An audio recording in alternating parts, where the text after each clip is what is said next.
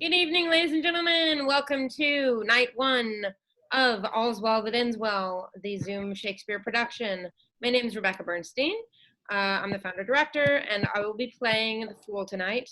Our cast also includes Jeff Merriman as the King of France, Olga Blagodatsky as the Duchess of Florence, Chris Keller as Bertram, Julie Oliver Touchstone as LeFou, Stephen Saltzman as Paroli, Tanya Terry as the Countess of Rousseau, Megan Avocato as Helena, Karen Fulda as Widow, Brittany Claire Roberts as Diana, Liz Gervin as Mariana, Andrew Schneider as First Lord, Ethan Mock as Second Lord, Katie Wright as Steward, Summer Nogebauer as First Gentleman, Kealoha Peterson as Page and Second Gentleman, and Ben Baskin as First Soldier.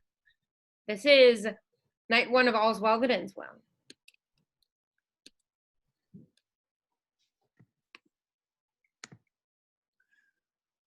In delivering my son from me, I bury a second husband. And I, going, madam, weep o'er my father's death anew. But I must attend his majesty's command, to whom I am now in ward, evermore in subjection. You shall find of the king a husband, madam. You, sir, a father. He that so generally is at all times good must of necessity hold his virtue to you, whose worthiness would stir it up where it wanted rather than lack it where there was such abundance. What hope is there of his majesty's amendment? Oh, he hath abandoned his physicians, madam, under whose practices he hath persecuted time with hope, and finds no other advantage in the process but only the losing of hope by time. This young gentleman had a father. Oh, that had, how sad a passage 'tis, whose skill was almost as great as his honesty. Had it stretched so far, would have made more nature immortal, and death should have play for lack of work. Would for the king's sake he were living. I would think it would be the death of the king's disease. How called you the man you speak of, madam? He was famous, sir, in his profession, and it was his great right to be so. Gerard de Narbonne. Oh, he was excellent indeed, madam. The king very lately spoken of him admiringly and mourningly. He was skillful enough to have lived still, if knowledge could be set up against mortality. What is it, my good lord, the king languishes of? A fistula, my lord. I heard not of it before. I would it were not notorious. Was this gentlewoman the daughter of Gerard de Narbonne? His sole child, my lord, and bequeathed to my overlooking. I had those hopes of her good that her education promises, her dispositions she inherits, which makes fair gifts fairer. For where an unclean mind carries virtuous qualities, their commendations go with pity. They are virtues and traitors too. In her they are the better for their simpleness. She derives her honesty and achieves her goodness. Your commendations, madam, get from her tears. 'Tis the best brine a maiden can season her praise in. The remembrance of her father approaches her heart, but the tyranny of her sorrows takes all livelihood from her cheek. No more of this, Helen. Go to, no more. Let it be rather thought you affect a sorrow than to have a true feeling. Sorrow indeed, but I have it too. Moderate lamentation is the right of the dead. Excessive grief, the enemy to the living. If the living be enemy to the grief, the excess makes it soon seem mortal. Madam, I desire your holy wishes. How understand we that? Be thou blessed, Bertram, and succeed thy father in manners as in shape. Thy blood and virtue contend for empire in thee, and thy goodness share with thy birthright. Love all, trust a few, do wrong to none. Be able for thine enemy rather in power than use, and keep thy friend under thine own life's key. be checked for silence, but never taxed for speech. What heaven more will, that thee may furnish, and my prayers plucked down fall on thy head. Farewell, my lord Lafeu. 'Tis an unseasoned courtier. Good my lord, advise him. He cannot want the best that shall attend his love. Heaven bless him. Farewell, Bertram. The best wishes that can be forged in your thoughts be servants to you. Be comfortable to my mother, your mistress, and make much of her. Farewell, pretty lady. You must hold the credit of your father.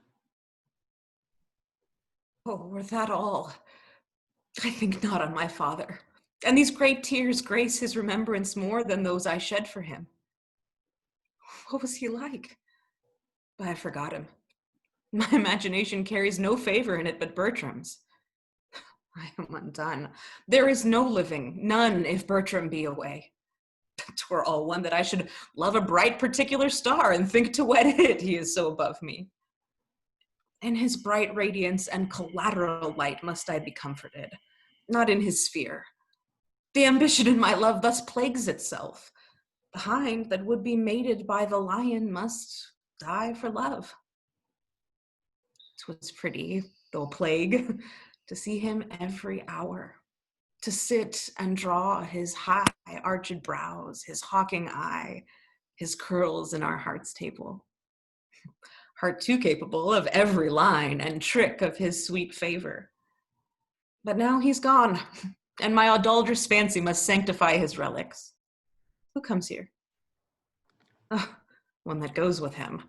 I love him for his sake, and yet I know him a notorious liar, think him a great way fool, solely a coward. Yet these fixed evils sit in him, that they take place when virtue's steely bones looks bleak in the cold wind. Withal full oft we see cold wisdom waiting on superfluous folly. Save you, fair queen. Oh, and you, monarch. No. And no.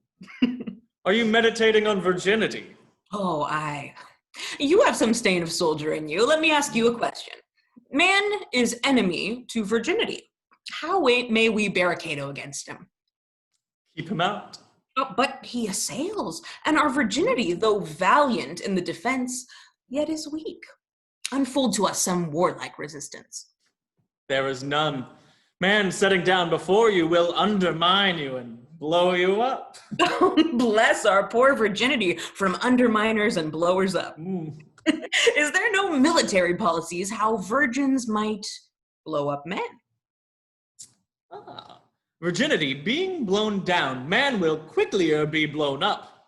Mary, in blowing him down again with the breach yourselves made you lose your city.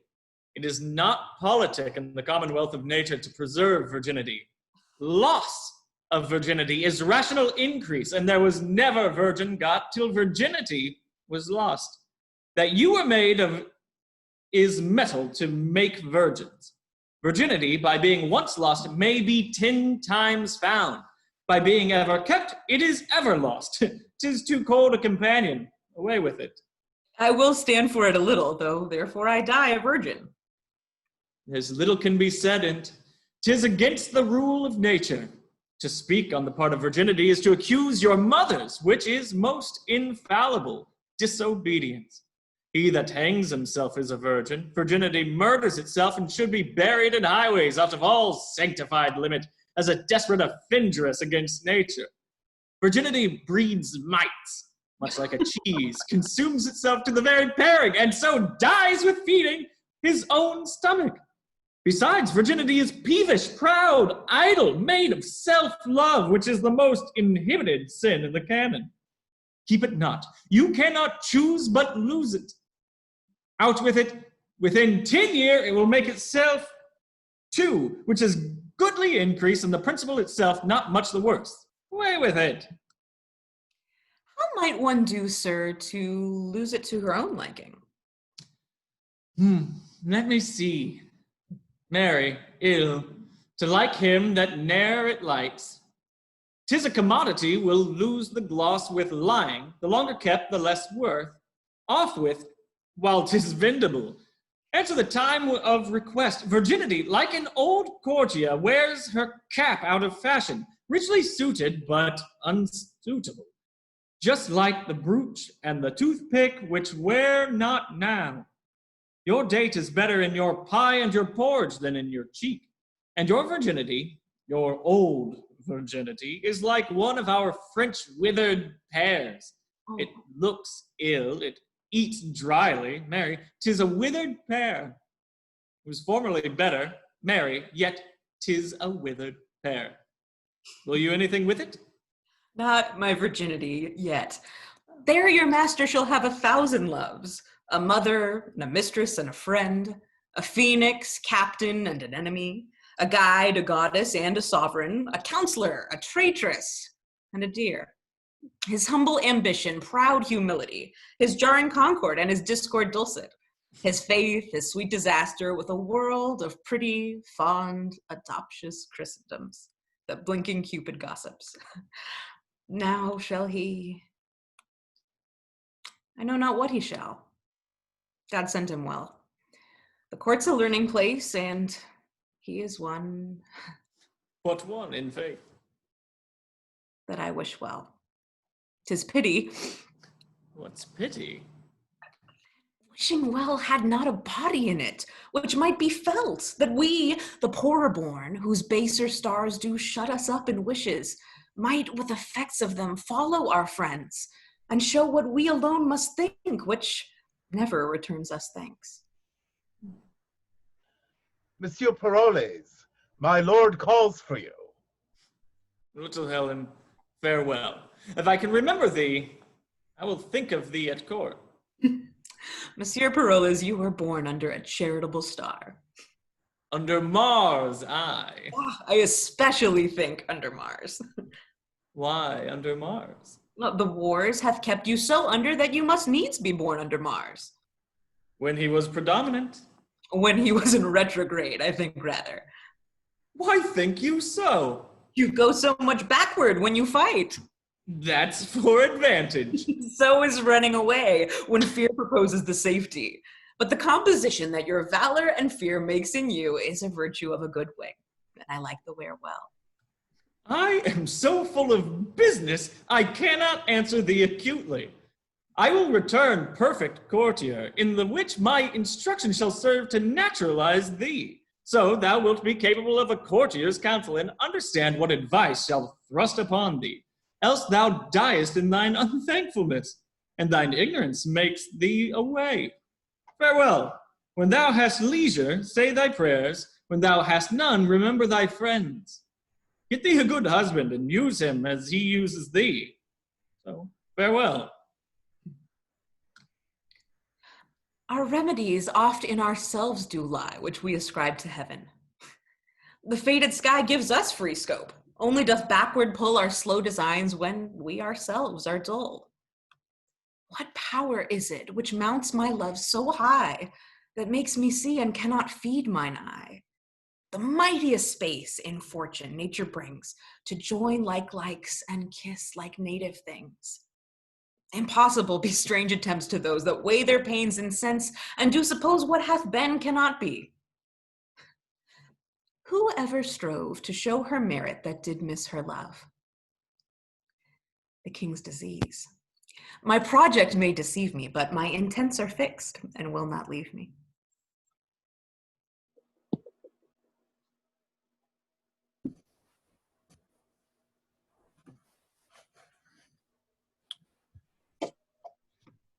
The Florentines and the Sognois are by the ears, having fought well with equal fortune, and continue braving war. Is so 'tis reported, sir? Nay, 'tis most credible. We have received it, a certainty vouched for from our cousin Austria, with caution that the Florentine will move us for speedy aid, wherein our dearest friend predicates the business and would seem to have us make denial. His love and wisdom approve it so to your majesty. May plead perhamplis credence. He has armed our answer, and Florence is denied before he comes. Yet, for our gentlemen that mean to see the Tuscan service, freely have they leave to stand on either part. It may well serve a nursery to our gentry, who are sick for breathing and exploit. What's he comes here? Ah, it is the Count Roussillon, my good lord, young Bertrand. You, thou bearest thy father's face. Frank nature, rather curious in haste, hath well composed thee. Thy father's mortal parts may thou inherit too. Welcome to Paris. My thanks and duty are your majesty's. I had that corporal soundness now, and when thy father and myself in friendship first tried our soldiership, he did look far into the service of time and was disciplined of the bravest. He lasted long, but on both did Hagishade steal on and wore us out of act. Repairs me to talk of your good father. In his youth he had the wit which I can well observe today in our young lords. But they must jest till their own scorn return to them unnoted, or they can hide their levity in honor. So, like a courtier, contempt nor bitterness were in his pride or his sharpness. If there were, his equal had awakened them, and his honor, cloaked to itself, knew the true minute when exception bid him speak. And at that time, his tongue obeyed his hand. Who were below him, he used as creatures of another place, and bowed his eminent top to their low ranks, making them proud of his humility, and their poor praise he humbled.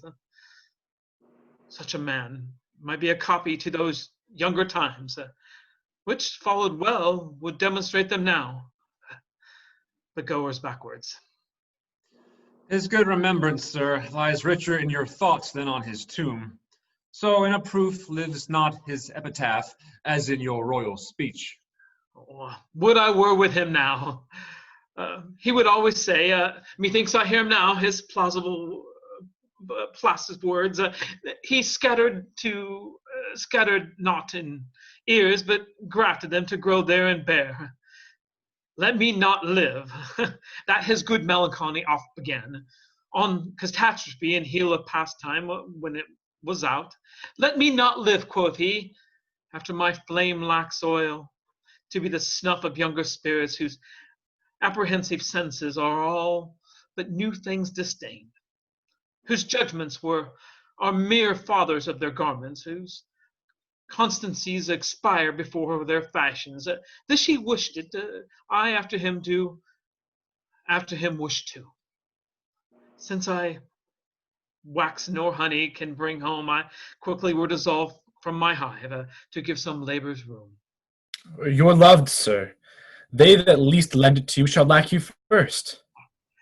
I fill a place, I know it. How long is it to count since the physician at your father's died? He was much famed. Some 6 months since, my lord.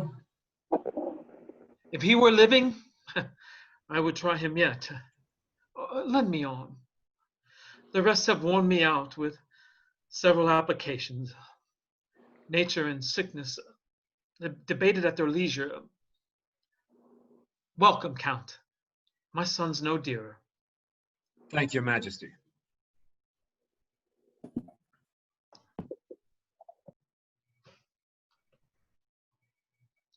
Oh, shoot.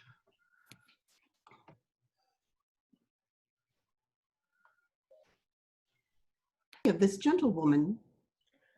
Madam, the care I have had, even to your content, I wish might have been found in the calendar of my past endeavors, for then we wound our modesty and make foul the clearness of our deservings when of ourselves we publish them. What does this knave here? Get you gone, sirrah. The complaints I have heard of you I do not at all believe. 'Tis my slowness that I do not, for I know you lack not folly to commit them, and have ability enough to make such knaveries yours. She's not unknown to you, madam. I am a poor fellow. Well, sir, No, madam, 'tis not well that I am poor, though many of the rich are damned. But if I may have your ladyship goodwill to go to the world, Isabel the woman, and I will do as we may. Wilt thou needs be a beggar? Well, I do beg your goodwill in this case, In what case? in Isabel's case and my own. Service is no heritage, and I think I shall never have the blessing of God till I have issue of the body. For they say, barns are blessings. Oh, tell me thy reason why thou wilt marry. My poor body, madam, requires it. I am driven on by flesh, and he must needs go that the devil drives. Is this all your worship's reason? Faith, madam, I have other holy reasons, such as they are. May the world know them. I have been, madam, a wicked creature, as you and all flesh and blood are, and indeed I do marry that I may repent. Thy marriage sooner than thy wickedness. I am out of friends, madam, and I hope to have friends for my wife's sake. Such friends are thine enemies, knave. You're shallow, madam, and great friends for the knaves come to do that for me which I am aweary of. He that ears my land spares my team, and gives me leave to in the crop. If I be his cuckold, he's my drudge. He that comforts my wife is the cherisher on my flesh and blood. He that cherishes my flesh and blood loves my flesh and blood, and he that loves my flesh and blood is my friend. Ergo, he that kisses my wife is my friend. If men could be contented to be what they are, they were no fear in marriage, for young Carbon the Puritan, and old Poysam the Papist, howsoe'er their hearts are revered in religion, their heads are both one. They may jowl horns together like a deer in the herd. Wilt thou ever be a foul-mouthed and calumnious knave? A prophet I, madam, and I speak the truth in the next way. For I the ballad will repeat, which men full true shall find. Your marriage comes by destiny, your cuckoo sings by kind. Oh, get you gone, sir. I'll talk with you more anon. And it please you, madam, that he bid Helen come to you. Of her I am to speak. Sirrah, tell my gentlewoman I would speak with her. Helen, I mean. Was this fair face the cause, quoth she, why the Grecian sacked Troy? Fond, dun, dun, fond, was this King Priam's joy? With that she sighed as she stood, with that she sighed as she stood, and gave the sentence then. Among 9 bad, if one be good, among 9 bad, if one be good, there's yet 1 good in 10. What? 1 good in 10? You corrupt the song, sirrah. 1 good woman in 10, madam, which is a purifying of the song. Would God would serve the world so all the year, we'd find no fault with the 10th woman, if I were the parson. 1 in 10, quoth he, and we might have a good woman born, but, or every blazing star, or at an earthquake, 'twould mend the lottery well. A man may draw his heart out ere he pluck one. You'll be gone, sir knave, and do as I command you. That man should be a woman's command, and yet no hurt done. Though honesty be no Puritan, yet it will do no hurt. It will wear the surplice of the humility over the black gown of a big heart. I am going, forsooth, the business is for Helen to come hither. Well now. I know, madam, you love your gentlewoman entirely. Faith I do. Her father bequeathed her to me, and she herself, without other advantage, may lawfully make title to as much love as she finds. There is more owing her than is paid, and more shall be paid her than she'll demand.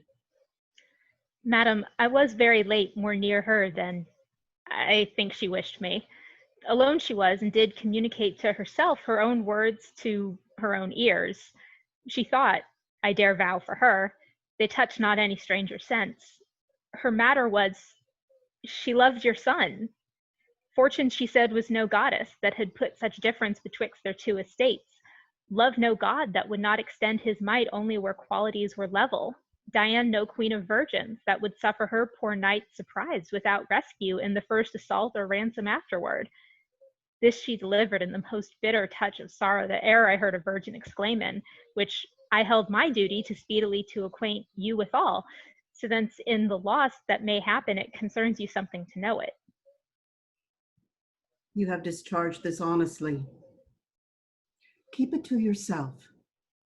Many likelihoods informed me of this before, which hung so tottering in the balance that I could neither believe nor misdoubt. Pray you, leave me. Stall this in your bosom, and I thank you for your honest care. I will speak with you further anon.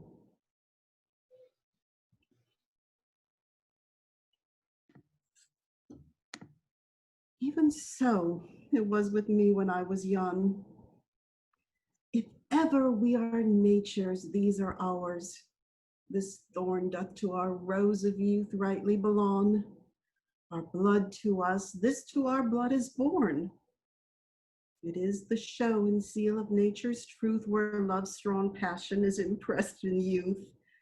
But our remembrance of days foregone, such were our faults, for then we thought them none. Her eye is sick on it. I observe her now. What is your pleasure, madam? You know, Helen, I am a mother to you. Mine honorable mistress. Nay, a mother. Why not a mother?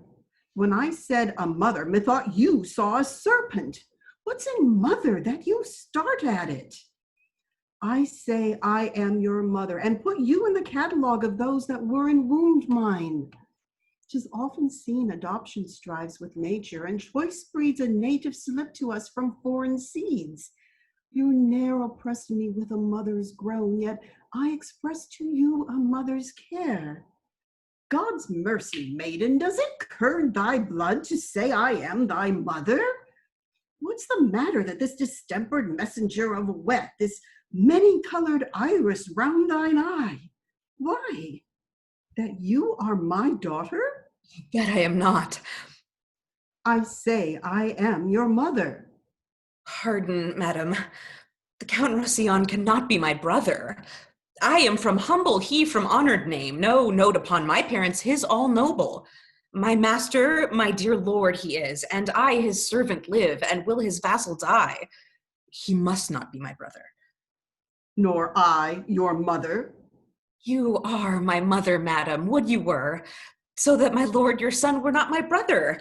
Indeed, my mother, or were you both our mothers? I care no more for him than I do for heaven, so I were not his sister. Can't no other, but I, your daughter, he must be my brother? Yes, Helen, you might be my daughter-in-law. God shield you mean it not. Daughter and mother so strive upon your pulse. What, pale again?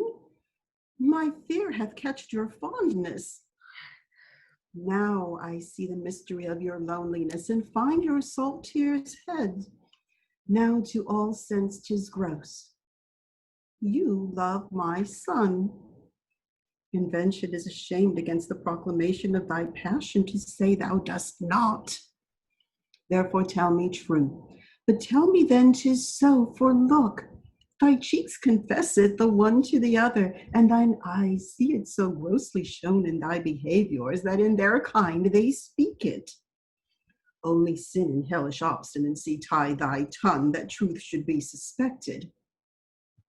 Speak. If so, if it be so, you have wound a goodly clue. If it be not so, forswear't. However, I charge thee, as heaven shall work in me for thine avail, to tell me truly.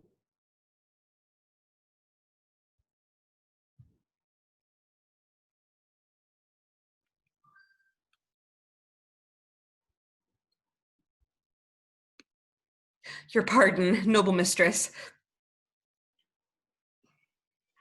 Love you, my son? Do not you love him, madam? Go not about. My love hath into bond whereof the world takes note. Come, come, disclose the state of your affection, for your passions have to the full appeached. Then I confess, here on my knee before high heaven and you, that before you and next unto high heaven, I love your son. My friends were poor but honest, so's my love. Be not offended, for it hurts not him that he is loved of me. I follow him not by any token of presumptuous suit, nor would I have him till I do deserve him, yet never know how that desert should be. I know I love in vain, strive against hope, yet in this captious and untenable sieve I still pour in the waters of my love, and lack not to lose still. Thus, Indian-like, religious in mine error, I adore the sun that looks upon his worshipper, but knows of him no more. My dearest madam, let not your hate encounter with my love. For loving where you do, but if yourself, whose aged honor cites a virtuous youth, did ever in so true a flame of liking wish chastely and love dearly, that your Diane was both herself and love, oh, then give pity to her whose state is such that she cannot choose, but lend and give where she is sure to lose.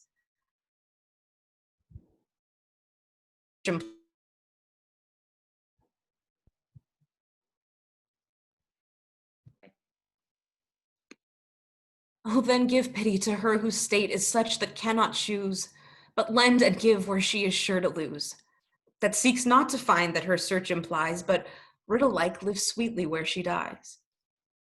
Had you not lately an intent, speak truly, to go to Paris? Madam, I had. Wherefore? Tell true. I will tell truth, by grace itself, I swear. You know, my father left me some prescriptions of rare and proved effects, such as his reading and manifest experience had collected for general sovereignty, and that he willed me, in heedfullest reservation, to bestow them as notes whose faculties inclusive were more than they were in note. Amongst the rest, there is a remedy, approved, set down, to cure the desperate languishings whereof the king is rendered lost. This was your motive for Paris, was it? Speak. My lord, your son made me to think of this. Else Paris and the medicine and the king had from the conversation of my thoughts happily been absent. But think you, Helen, if you should tender your supposed aid, he would receive it? He and his physicians are of a mind, he that they cannot help him, they that they cannot help him. How shall they credit a poor unlearned virgin when the schools emboweled of their doctrine have left off the danger to itself? There's something in it more than my father's skill, which was the greatest of his profession, that his good receipt shall for my legacy be sanctified by the luckiest stars in heaven. And would your honor but try to leave me to success, I'd venture the well-lost life of mine on his grace's cure by such a day, an hour. Dost thou believe it?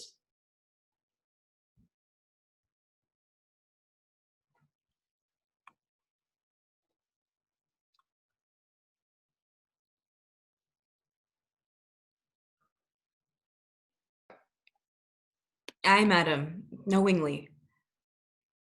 Why, Helen, thou shalt have my leave and my love, means and attendance, and my loving greetings to those of mine in court. I'll stay at home and pray God's blessing into thy attempt. Be gone tomorrow, and be sure of this, what I can help thee to thou shalt not miss.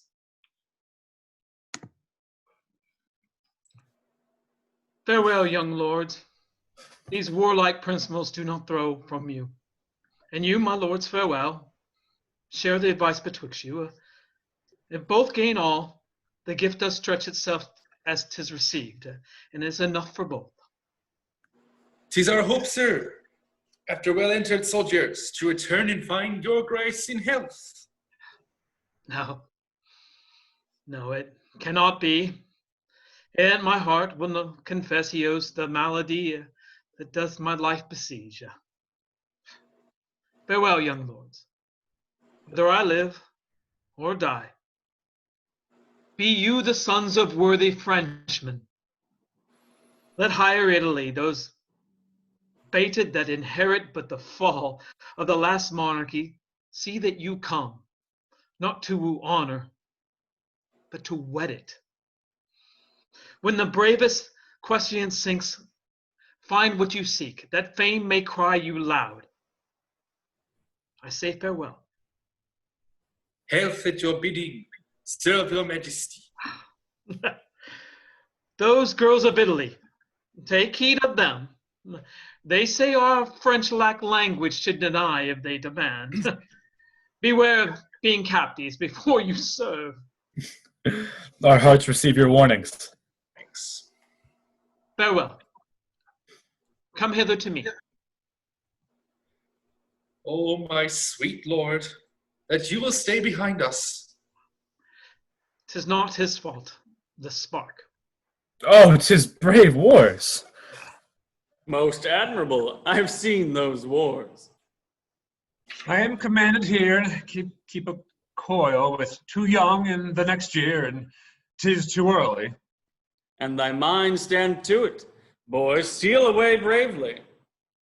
I shall stay here, the forehorse to a smock, creaking my shoes on the plain masonry, till honor be bought up and no sword worn, but one to dance with. By heaven, I'll steal away.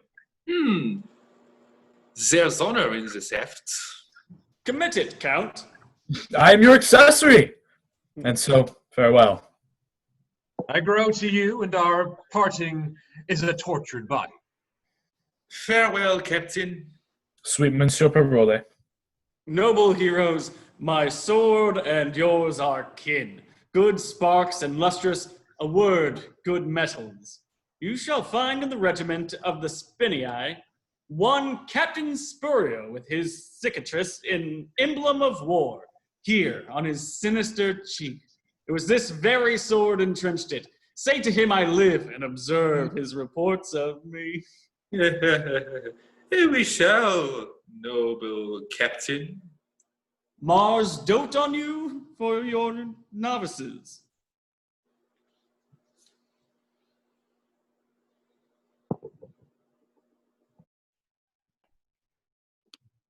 What will you do? Stay the king. Use a more spacious ceremony to the noble lords. You have restrained yourself within the list of too cold and ado. Be more expressive to them, for they wear themselves in the cap of the time. There do muster true gait, eat, spark, and move under the influence of the most received star. And though the devil lead the measure, such are to be followed. After them, and take a more dilated farewell. And I will do so. Worthy fellows, and like to prove most sinewy swordsmen. Pardon, my lord, for me and for my tidings. I'll fee thee to stand up. Then here's a man stands that has brought his pardon. I would you had kneeled, my lord, to ask me mercy, and that at my bidding you could so stand up. I would I had. And so I had broken thy pate and asked thee for mercy for it. Good faith, cross. But my good lord, 'tis thus. Will you be cured of your infirmity? No. Oh, will you eat no grapes, my royal fox? Yes, but you will, my noble grapes, and if my royal fox could reach them. I have seen a medicine that's able to breathe life into a stone, quicken a rock, and make you dance canary with sprightly fire and motion, whose simple touch is powerful to arise King Pippin, nay, to give great Charlemagne a pen in his hand and write to her a love line. What her is this? Why, Dr. She, my lord, there's one arrived. If you will see her, now by my faith and honor, if seriously I may convey my thoughts. In this my light deliverance I have spoke with one that in her sex, her years, profession, wisdom, and constancy hath amazed me. more than I dare blame my weakness. Will you see her? For that is her demand, and know her business. That done, laugh well at me. Now, good Lafleur, bring in the admiration, that we with thee may spend our wonder too, or take off thine by wondering how thou tookest to it. Nay, I'll fit you, and not be all day neither. Thus be his special, nothing ever prologues. Nay, come your ways, come your ways. This haste has wings indeed. Nay, come your ways. This is his majesty. Say your mind to him. A traitor you do look like, but such traitors his majesty seldom fears. I am Cressid's uncle, that dare leave two together. Fare you well. Now, fair one, does your business follow us? Aye, my good lord. Gerard de Narbonne was my father. In what he did profess, well found. I knew him.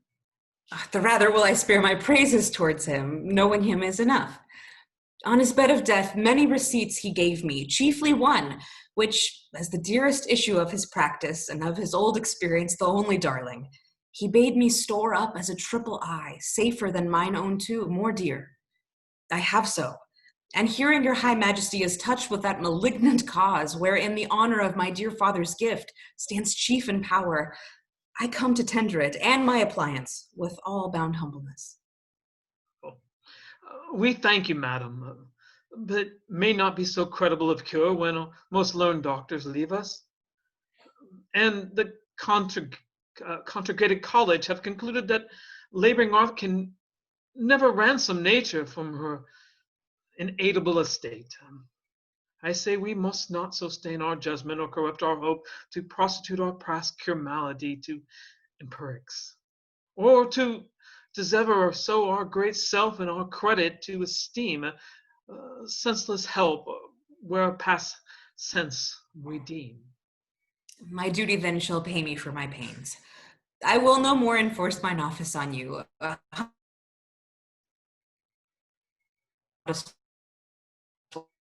Back again.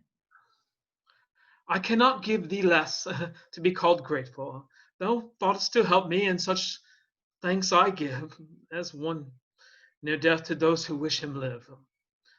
But what at full know thou knowest no part, I knowing all my pearl, thou no art. What I can do no hurt to try, since you set up your rest against remedy. He that of greatest works, as finisher oft does them by the weakest minister. So holy writ and babes hath judgment shown when judges have been babes. Great floods have flown from simple sources, and great seas have dried when miracles have by the greatest been denied. Oft expectation fails, and most oft there, where most it promises and oft it hits, where hope is coldest and despair most shifts.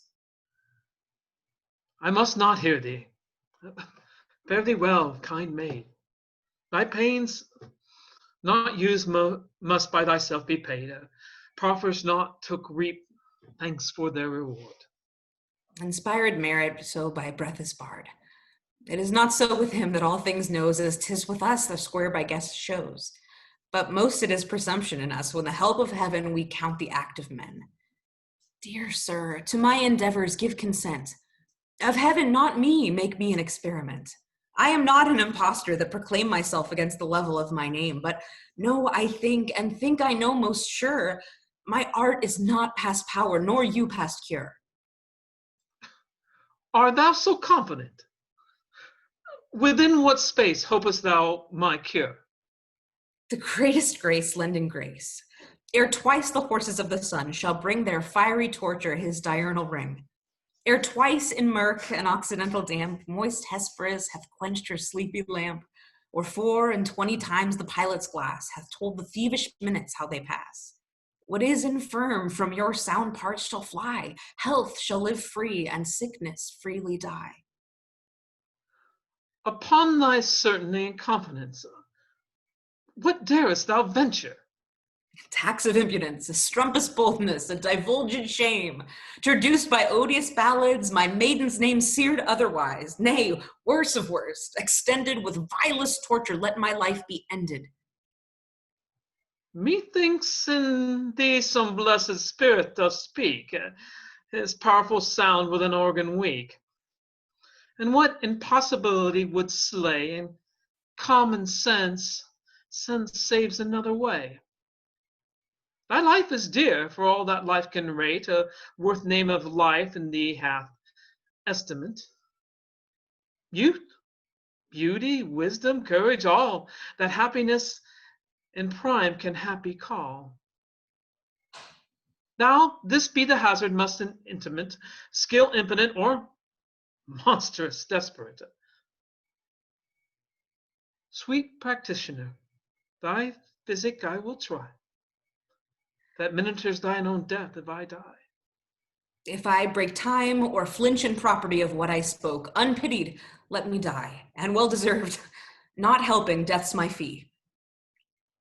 But if I help, what do you promise me? Make thy demand. But will you make it even? Aye, by my scepter and my hopes of heaven. Then shalt thou give me with thy kingly hand what husband in thy power I will command. Exempted be from me the arrogance to choose from forth the royal blood of France, my low and humble name to propagate with any branch or image of thy state, by such a one, thy vassal, whom I know is free for me to ask thee to bestow. Here is my hand, the premise observed. Thy will be my performance shall be served. So make the choice of thine own time, for I, the resolved patient, of thee still rely. More should I question thee, and more I must, though more to know could not be more to trust. From whence thou camest, how tended on, but rest on questions welcome and undoubted blessed. Give me some help here. Oh, if thou proceed as high as word, my deed shall match thy meed.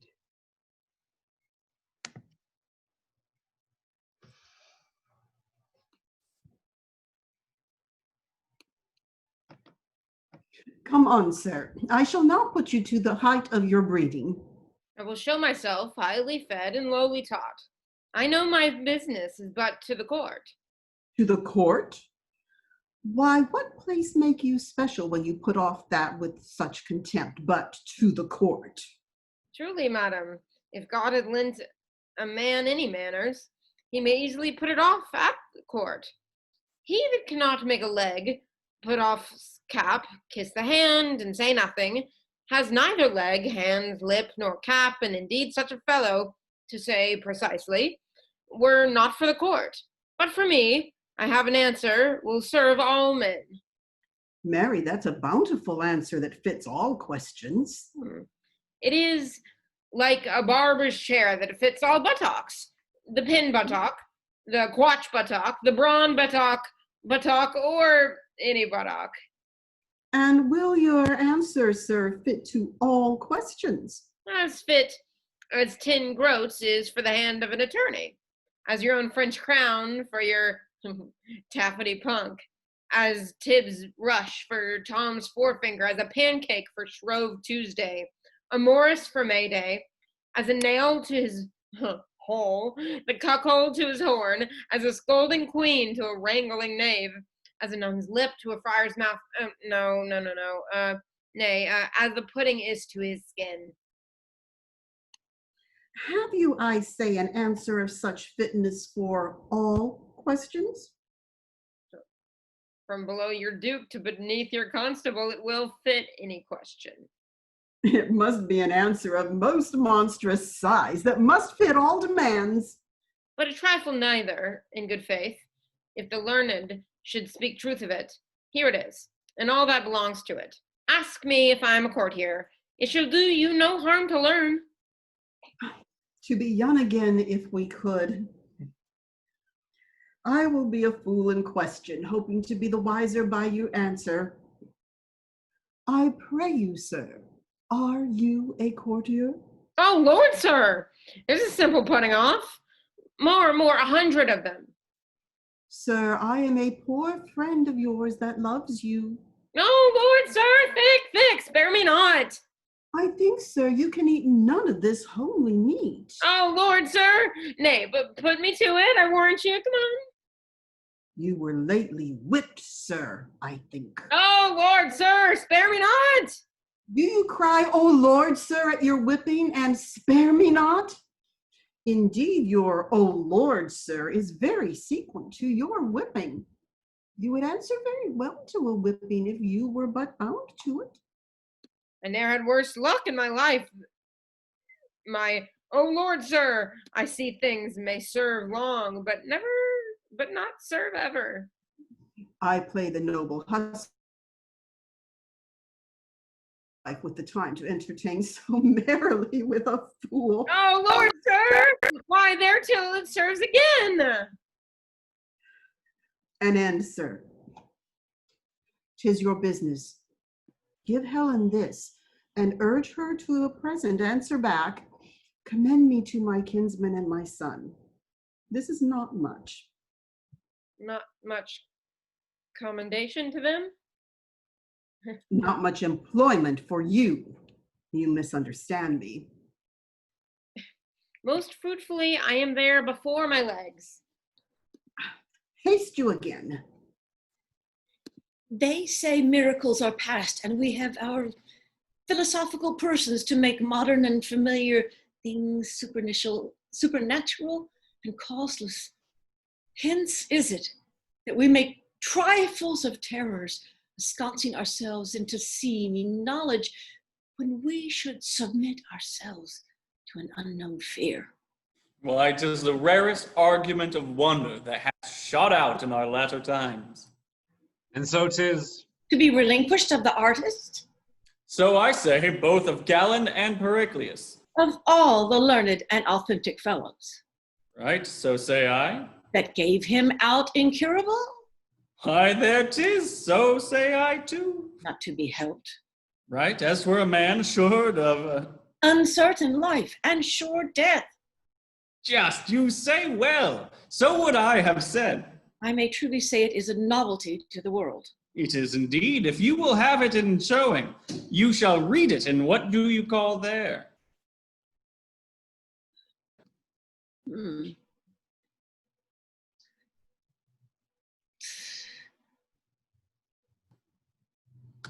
I read here, say you. Perolus, that's it. I would have said the very same. A showing of a heavenly effect in an earthly actor. That's it. I would have said the very same. Why, your dolphin is not lustier. For me, I speak in respect. Nay, 'tis strange, 'tis very strange. That is the brief and the tedious of it, and he's a most sonorous spirit that will not acknowledge it be the Very hand of heaven. Aye, so say I. In a most weak And debile minister, great power, great transcendence, which should indeed give us a further use to be made than alone the recovery of the king, as to be generally thankful. I would have said it. You say well. Here comes the king. Oh, lustig, as the Dutchman says, I'll like a maid the better whilst I have a tooth in my head. Why, he's able to lead her a cantato. More de vinagre. Is not this Helen? For God, I think so. Go, call before me all the lords in court. Set my preserver by thy patient side, and with this healthful hand, whose banished sense thou hast repealed, a second time receive thy confirmation of my promised gift, which by attends thy naming. Fair maid, send forth thine eyes. This useful parcel of noble bachelors stand out thou at my bestowing, over whom both sovereign power and father's voice I have to use. they frank election make. Thou hast the power to choose, and they none to forsake. To each of you, one fair and virtuous mistress fall, when love please. Marry to each but one. I'd give Bay curtail and his furniture. My mouth no more were broken than these boys, and writ as little beard. Peruse them well. Not one of those but had a noble father. Gentlemen, heaven hath through me restored the king to health. We understand it, and thank heaven for you. I am a simple maid, and therein wealthiest that I protest I simply am a maid.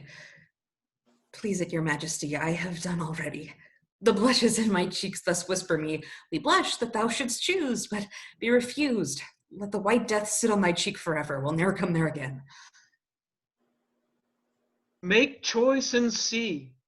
Who shuns thy love shuns all his love in me. Diane, from thy altar do I fly, and to imperial love, the God most high, do my sighs stream. Sir, will you hear my suit? And grant it.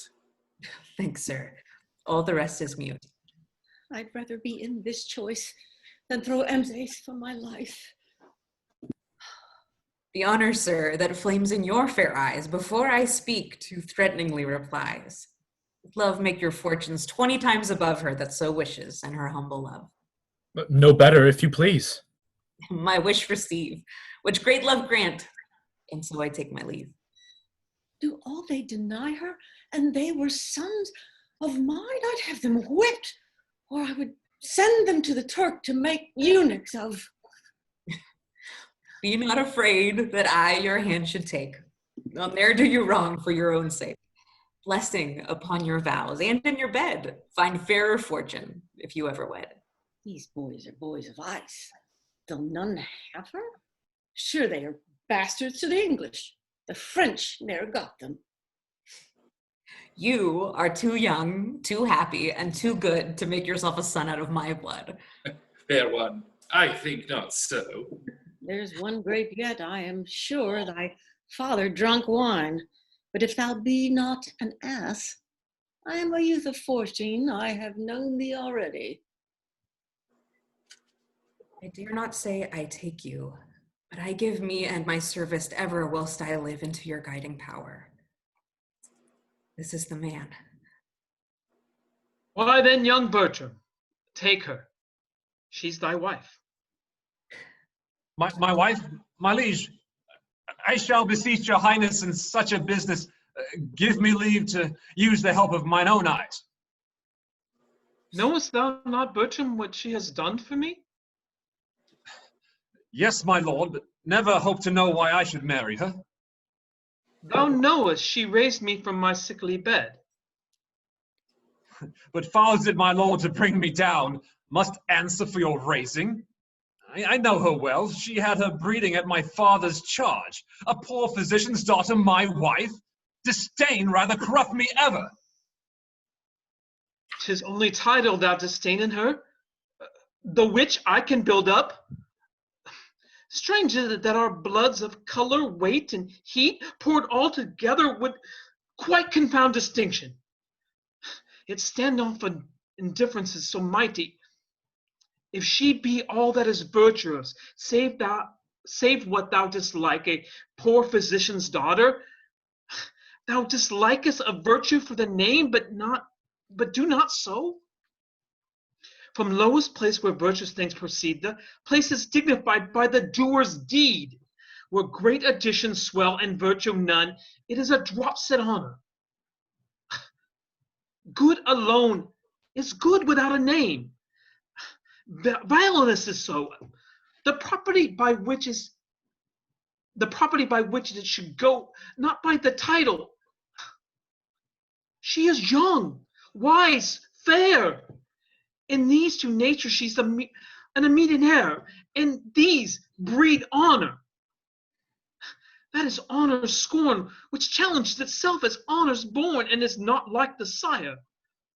Honors thrive when rather from our acts we them derive than our foregoers. The mere words a slave, debauched on every tomb, on every grave. A lying trophy in office dumb, where dust and damned oblivion is the tomb of honored bones indeed. What should be said? If thou canst like this creature as a maid, I can create the rest. Virtue and she is her own dower, honor and wealth from me. I cannot love her, nor will I strive to do it.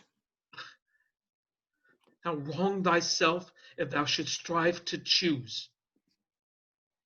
That you are well restored, my lord. I'm glad. Let the rest go. My honor's at stake, which to defeat I must produce my power. Here, take her hand, proud, scornful boy, unworthy this good gift. Thou dost in vile misprision shackle up my love and her dearest. Thou canst not dream we,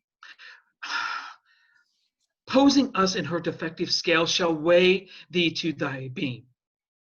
Thou wilt know it is in us to plant thine honor where we please it and have it grow. Check thy contempt, obey our will which travels in thy good.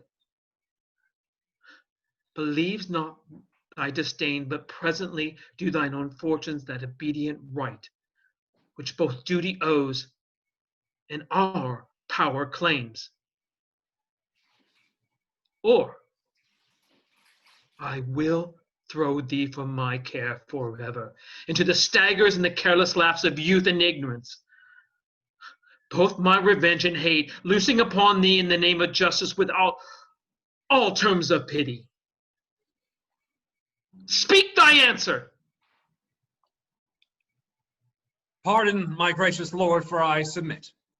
My fancy to your eyes, when I consider what great creation and what dole of honor flies where you bid it, I find that she which late was in my nobler thoughts most base is now, praised of the king, who so ennobled is as 'twere born so.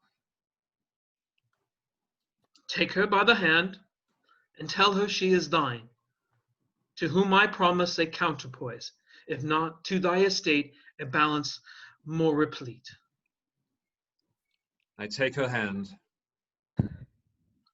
Good fortune and favor of the king smile upon this contract, whose ceremony shall seem expedient on the now born brief, and be performed tonight.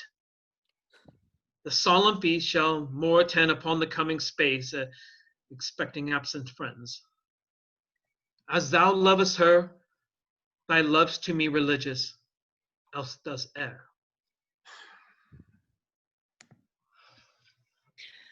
Do you hear, monsieur? A word with you.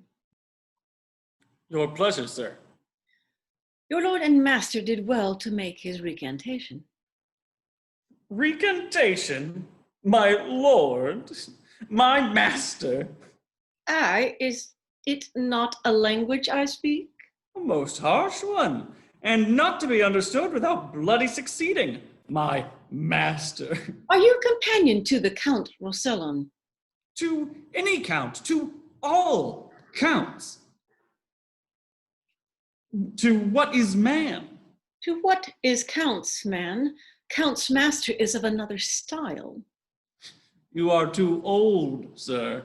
Let it satisfy you, you are too old. I must teach thee, sirrah. I write, man, to which title age cannot bring thee. What I dare too well do, I dare not do. I did think thee, for two ordinaries, to be a pretty wise fellow. Thou didst make tolerable vent of thy travel. It might pass, yet the scarves and the banners about thee did manifold dissuade me from believing thee a vessel of too great a burden. I have now found thee. When I lose thee again, I care not. Yet art thou good for nothing but taking up, and that thou'rt scarce worth. Hadst thou not the privilege of antiquity upon thee? Do not plunge thyself too far in anger, lest thou hasten thy trial, which if, Lord have mercy on thee for a hen, so my good window of lattice, fare thee well. Thy casement I need not open, for I look through thee. Give me thy hand. My lord, you give me most egregious indignity. I, with all my heart, and thou art worthy of it. I have not, my lord, deserved it. Ah, yes, good faith. A dram of it, and I will not bate thee a scruple. Well, I shall be wiser. Even as soon as thou canst, for thou hast to put a smack of the contrary. If ere thou be'st bound in thy scarf and beaten, thou shalt find what it is to be proud of thy bondage. I have a desire to hold my acquaintance with thee, or rather my knowledge, that I may say in the default, he is a man I know. My lord, you do me most insupportable vexation.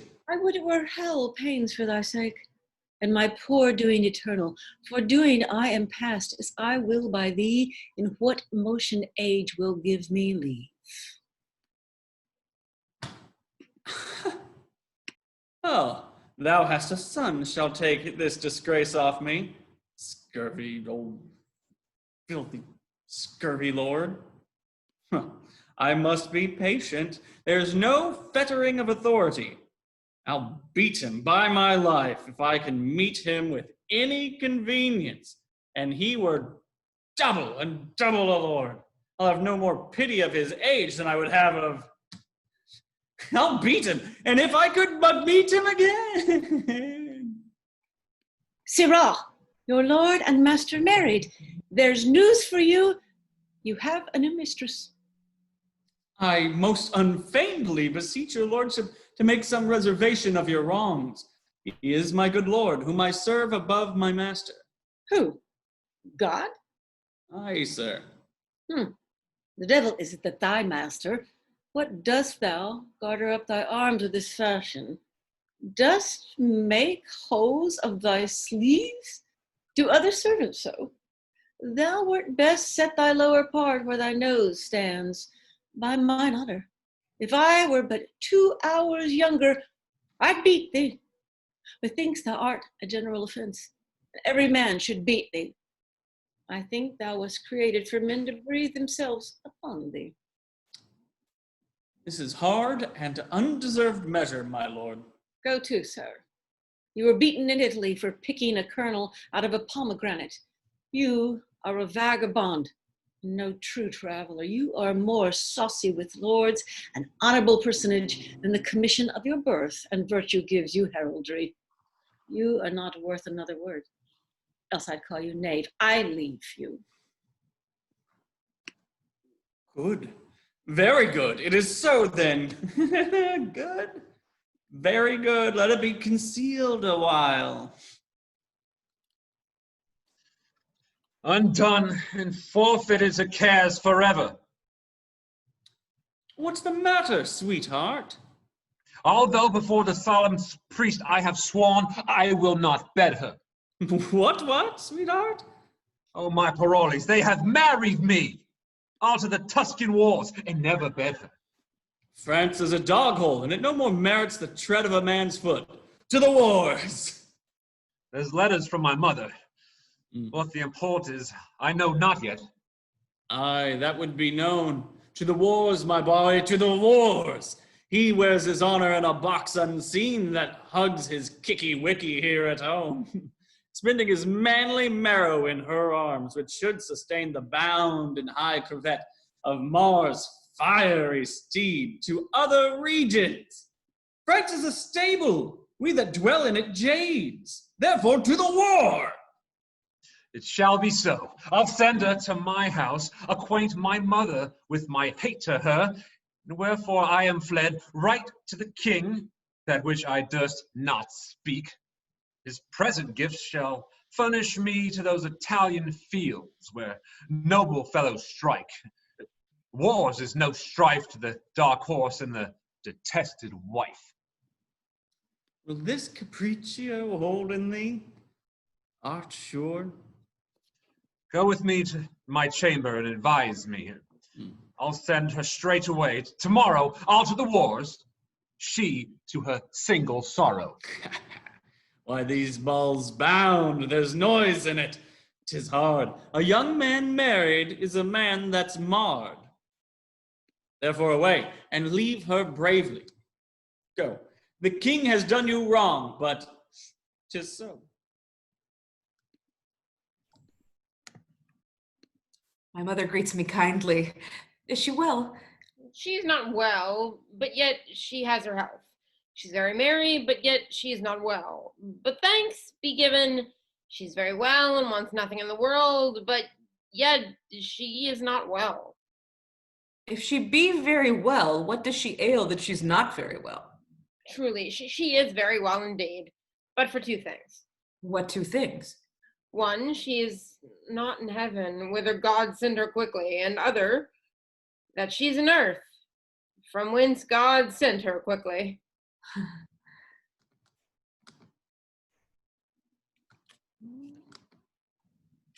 Bless you, my fortunate lady.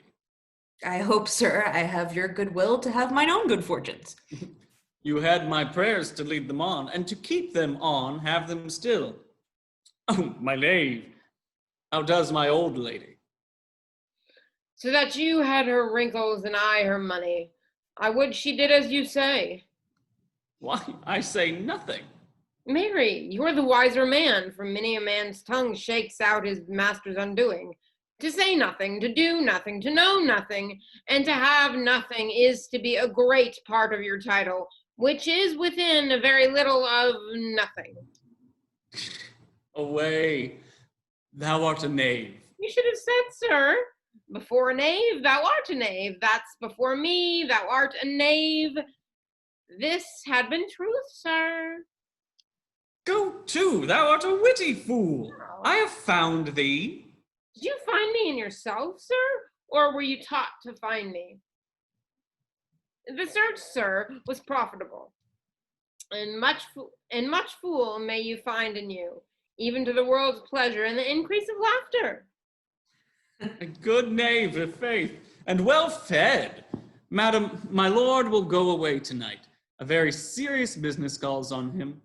The great prerogative and right of love, which as your due time claims, he does acknowledge, but puts it off to a compelled restraint, whose want and whose delay is strewed with sweets, which they distill now and in the curbed time, to make the coming hour overflow with joy and pleasure drown the brim.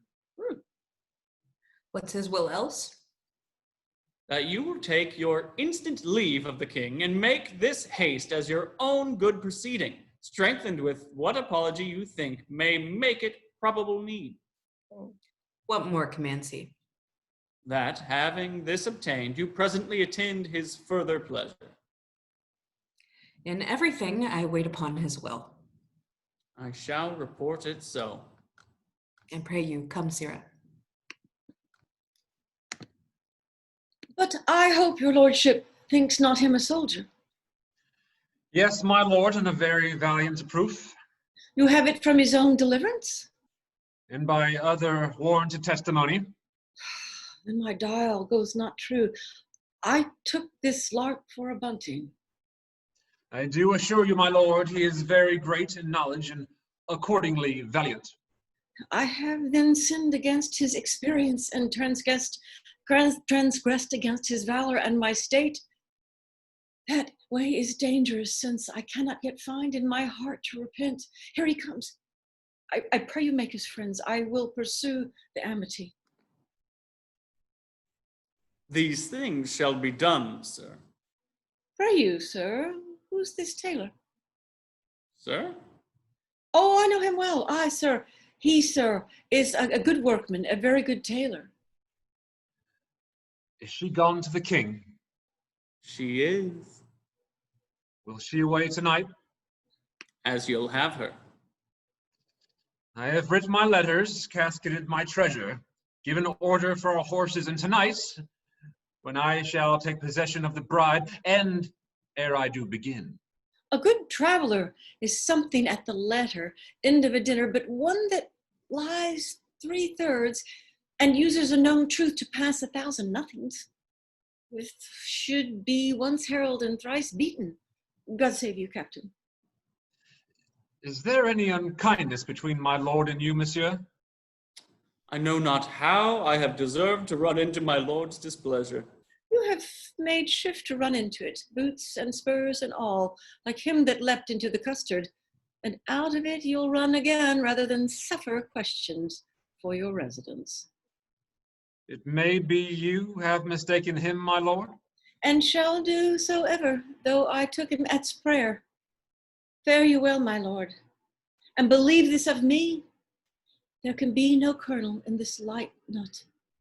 The soul of this man is his clothes. Trust him not in matter of heavy consequence. I have kept of them tame and know their natures. Farewell, monsieur. I have spoken better of you than you have or will to deserve at my hand. But we must do good against evil. An idle lord, I swear. I think not so. Why, do you not know her? Yes, I do know her well, and common speech gives her a worthy pass. Here comes my clog. I have, sir, as I was commanded from you, spoke with the king and have procured his leave for present parting. Only he desires some private speech with you. I shall obey his will. You must not marvel, Helen, at my course, which holds not color with the time, nor does the ministration and required office on my particular. Prepared I was not for such a business. Therefore am I found so much unsettled. This drives me to entreat you that presently you take your way for home, and rather muse than ask why I entreat you, for my respects are better than they seem, in my appointments have them a need, greater than shows itself at the first view to you that know them not. This to my mother. 'Twill be 2 days ere I shall see you, so I leave you to your wisdom. Sir, I can nothing say but that I am your most obedient servant, and I would Come, no more of that. and ever shall, with true observance, seek to eke out that wherein toward me my homely stars have failed to equal my great fortune. Let that go. My haste is very great. Farewell, hie home. Pray, sir, your pardon. Well, what would you say? I am not worthy of the wealth I owe, nor dare I say 'tis mine, and yet it is. But like a timorous thief, most fain would steal what law does vouch mine own. What would you have? Something, and scarce so much. Nothing, indeed. I would not tell you what I would, my lord. Faith, yes. Strangers and foes do sunder and not kiss. I pray you stay not, but in haste to horse. I shall not break your bidding, good my lord. Where are my other men? Monsieur, farewell. Go thou toward home, where I will never come, whilst I can shake my sword or hear the drum. Away, and for our flight. Bravely, coraggio!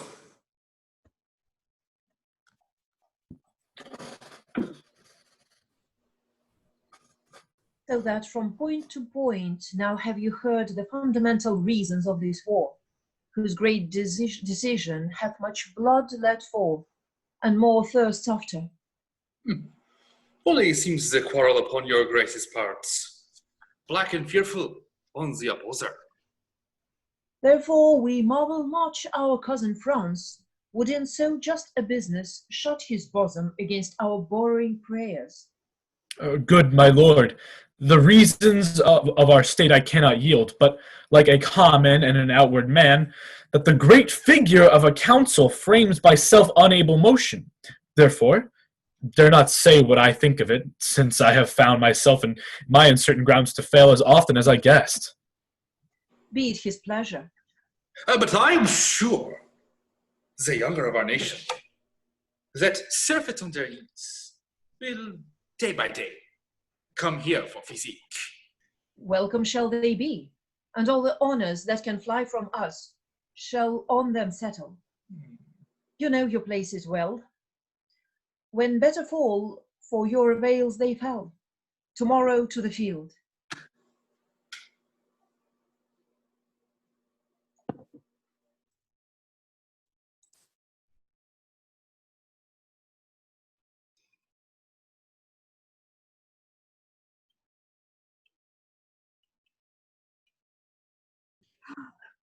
It hath happened all as I would have had it, save that he comes not along with her. By my troth, I take my young lord to be a very melancholy man. And by what observance, I pray you? Why, he will look upon his boot and sing, mend the rough and sing, ask questions and sing, pick his teeth and sing. I know a man that had this trick of melancholy, sold a goodly manor for a song. Let me see what he writes and when he means to come. I have no mind to Isabel since I was at court. Our old Lings and our Isabels of the country are nothing like our old Ling and your Isabels of the court. The brains of my Cupid knocked out, and I begin to love as an old man loves money, with no stomach. What have we here? E'en that you have there. I have sent you a daughter-in-law. She hath recovered the king and undone me. I have wedded her, not bedded her, and sworn to make the knot eternal. You shall hear I am run away. Know it before the report come. If there be breath enough in the world, I will hold a long distance. My duty to you, your unfortunate son Bertram. This is not well, rash and unbridled boy, to fly the favors of so good a king, to pluck his indignation off thy head by the misprizing of a maid too virtuous for the contempt of the empire. Oh, madam, yonder is heavy news within, between two soldiers and my young lady. What is the matter? Nay, there is some comfort in the news. Some comfort? Your son will not be killed so soon as I thought he would. Why should he be killed? So say I, madam, if you run away, as I hear he does. The danger is in standing to't.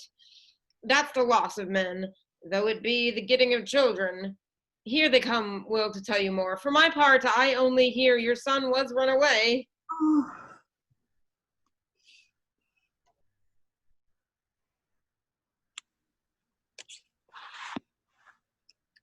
Save you, good madam. Madam, my lord is gone, forever gone. Do not say so. Think upon patience, pray you. Gentlemen, I have felt so many quirks of joy and grief that the first face of neither on the start can woman me unto it. Where is my son, I pray you? Madame, he's gone to serve the Duke of Florence. We met him thitherward, for thence we came, and after some dispatch in hand at court, thither we bend again. Look on his letter, madam. Here's my passport. When thou canst get the ring upon my finger, which never shall come off, and show me a child begotten of thy body that I am father to, then call me husband. But in such a then I write a never. This is a dreadful sentence. Brought you this letter, gentlemen? Aye, madame, and for the content's sake are sorry for our pains. I prithee, lady, have a better cheer. If thou engrossest all the griefs are thine, thou robb'st me of a moiety. He was my son, but I do wash his name out of my blood. How art all my child? Towards Florence, is he? Aye, madame. and to be a soldier. Such is his noble purpose, and believed the Duke will lay upon him all the honor that good convenience claims. Return you thither. Aye, madame, with the swiftest wing of speed. Till I have no wife, I have nothing in France. 'Tis bitter. Find you that there? Aye, madam. 'Tis but the boldness of his hand, haply, with his heart was not consenting to. Nothing in France until he have no wife. There's nothing here that is too good for him, but only she, and she deserves a lord that 20 such rude boys might tend upon, and I'll call her hourly mistress. Who was with him? A servant only, and a gentleman, which I have sometime known. Barolus, was it not? Aye, my good lady, he. A very tainted fellow and full of wickedness. My son corrupts a well-derived nature with his inducement. Indeed, good lady, the fellow has a deal of that too much, which holds him much to have. You're welcome, gentlemen. I will entreat you when you see my son to tell him that his sword can never win the honor that he loses. More I'll entreat you written to Barillon. We serve you, madam, in that and all your worthiest efforts. Not so, but as we change our courtesies. Will you draw near? Till I have no wife, I have nothing in France. Nothing in France until he has no wife. Thou shalt have none, Roscian, none in France. Then hast thou all again. Poor Lord, is it I that chased thee from thy country and exposed those tender limbs of thine to the event of the none-sparing war? And is it I that drive thee from the sportive court where thou wast shot at with fair eyes to be the mark of smoky muskets? Oh, you leaden messengers that ride upon the violent speed of fire, fly with false aim. Move the still peering air that sings with piercing. Do not touch my lord. Whoever shoots at him, I set him there. Whoever charges on his forward breast, I am the caitiff that do hold him to it. And though I kill him not, I am the cause his death was so effected. Better 'twere I met the raven lion when he roared with sharp constraint of hunger. Better 'twere that all the miseries of nature owes were mine at once. No. Come thou home, Roscian, whence honor but of danger wins a scar, and oft it loses all. I will be gone. My being here, it is it that holds thee hence. Shall I stay here to do it? No. No. Although the air of paradise did fan the house, and angels officed all. I will be gone. That pitiful rumor may report my flight to consolate thine ear. Come, night, and day, for with the dark, poor thief, I'll steal away.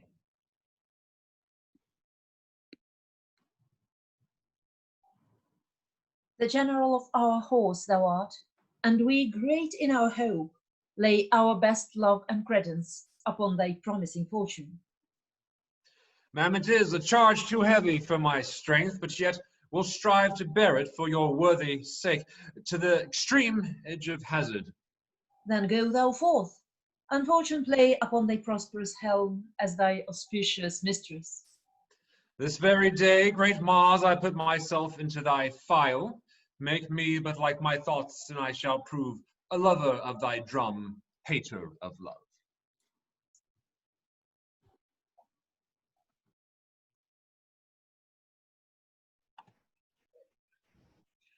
Alas, and would you take the letter of her? Might you not know she would do as she has done by sending me a letter? Read it again. I am St. Jacques pilgrim thither gone. Ambitious love hath so in me offended, that barefoot plod I the cold ground upon, with sainted vow my faults to have amended. Right, right, that from the bloody course of war, my dearest master, your dear son, may high bless him at home in peace, whilst I from far his name with zealous fervour sanctify. His tanken labours bid him me forgive. I, his despiteful Juno, sent him forth from courtly friends with camping foes to live, where death and danger dogs the heels of worth. He is too good and fair for death and me, whom I myself embrace to set him free. What sharp stings are in her mildest words. Ronaldo, did you never lack advice so much as letting her pass so? Had I spoke with her, I could have well diverted her intent, which she thus hath prevented. Pardon me, madam. If I had given you this overnight, she might have been o'erta'en, and yet she writes pursuit would be but vain. What angel shall bless this unworthy husband? He cannot thrive unless her prayers, whom heaven delights to hear and loves to grant, reprieve him from the wrath of greatest justice. Right, Ronaldo, to this unworthy husband of his wife. Let every word weigh heavy of her worth, that he does weigh too light. My greatest grief, though little he do feel it, set down sharply. Dispatch the most convenient messenger. When haply he shall hear she is gone, he will return. And hope I may that she, hearing so much, will speed her foot again, led hither by pure love. Which of them both is dearest to me? I have no skill and sense to make distinction. Provide this messenger. My heart is heavy and mine age is weak. Grief would have tears and sorrow bids me speak.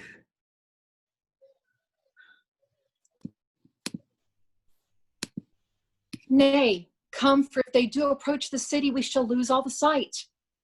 They say the French count has done most honorable service. It is reported that he has taken their greatest commander, and that with his own hand he slew the Duke's brother. We have lost our labor. They are gone a contrary way. Hark, you may know by their trumpets. Come, let's return again and suffice ourselves with the report of it. Well, Diana, take heed of this French earl. The honor of a maid is her name, and no legacy is so rich as honesty. I have told my neighbor how you have been solicited by a gentleman, his companion. I know that knave. Hang him. One Paroles, a filthy officer. He is in those suggestions for the young earl. Beware of them, Diana. Their promises, enticements, oaths, tokens, and all these engines of lust are not the things they go under. Many a maid hath been seduced by them, and the misery is example that so terrible shows in the rack of maidenhood cannot, for all that dissuade succession, but that they are limited with the twigs that threaten them. I hope I need not to advise you further, but I hope your own grace will keep you where you are, though there were no further dangers known, but the modesty which is so lost. You shall not need to fear me. I hope so. Look, here comes a pilgrim. I know she will lie at my house. Thither they send one another. I'll question her. God save you, pilgrim. Whither are bound? To St. Jacques le Grand. Where to the Palmer's Lodge, I beseech you? At the St. Francis here beside the port. Is this the way? Aye, marry 'tis. Hark you, they come this way. If you will tarry, holy pilgrim, but till the troops come by, I will conduct you where you shall be lodged. The rather for I think I know your host is as ample as myself. Is it yourself? If you shall please so, pilgrim. I thank you, and will stay upon your leisure. You came, I think, from France? I did so. Here you shall see a countryman of yours that has done worthy service. His name, I pray you? The Count Rosalian. Know you such a one? But by the ear that hears most nobly of him, his face I know not. Whatsoever he is, he's bravely taken here. He stole from France, as 'tis reported, for the king had married him against his liking. Think you it is so? Aye, surely, near the truth. I know his lady. There is a gentleman that serves the count's, reports but coarsely of her. What's his name? Monsieur Paroles. Oh, I believe with him in argument of praise, or to the worth of the great count himself. She is too mean to have her name repeated. All her deserving is a reserved honesty, and that I have not heard examined. Alas, poor lady, 'tis a hard bondage to become the wife of a detesting lord. I warrant, good creature, wherever she is, her heart weighs sadly. This young maid might do her a shrewd turn if she pleased. How do you mean? Maybe the amorous count solicits her in the unlawful purpose? He does indeed, and brooks with all that can in such a suit corrupt the tender honor of a maid, but she is armed for him and keeps her guard in honestest defense. The gods forbid else. So now they come.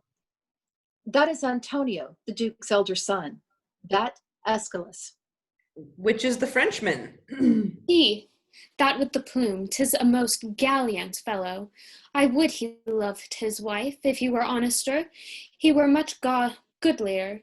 Is it not a handsome gentleman? I like him well. 'Tis pity he is not honest. Yon's that same knave that leads him to these places. Were I his lady, I would have poisoned that vile rascal. Which is he? That jackanapes with the scarves. Why is he melancholy? Perchance he's hurt in the battle. Who's our drum? Well, He's shrewdly vexed at something. Look, he has spied us. Mary, hang you. And your courtesy for a ring carrier. The troop has passed. Come, pilgrim, I will bring you where you shall host. Of enjoined, there's 4 or 5 to great Saint Jacques bound already at my house. I humbly thank you. Please let this matron and this gentle maid to eat with us tonight. The charge and thanking shall be for me. And to requite you further, I will bestow some precepts of this virgin worthy of a note.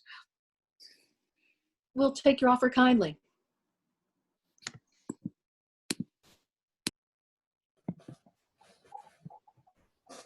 Just to pause, just a moment. I want to show you something.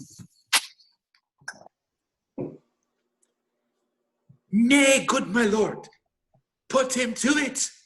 Let him have his way. If your lordship find him not a hireling, hold me no more in your respect.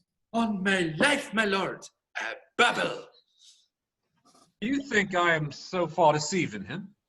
Believe it, my lord, in mine own direct knowledge, without any malice, but to speak of him as my kinsman.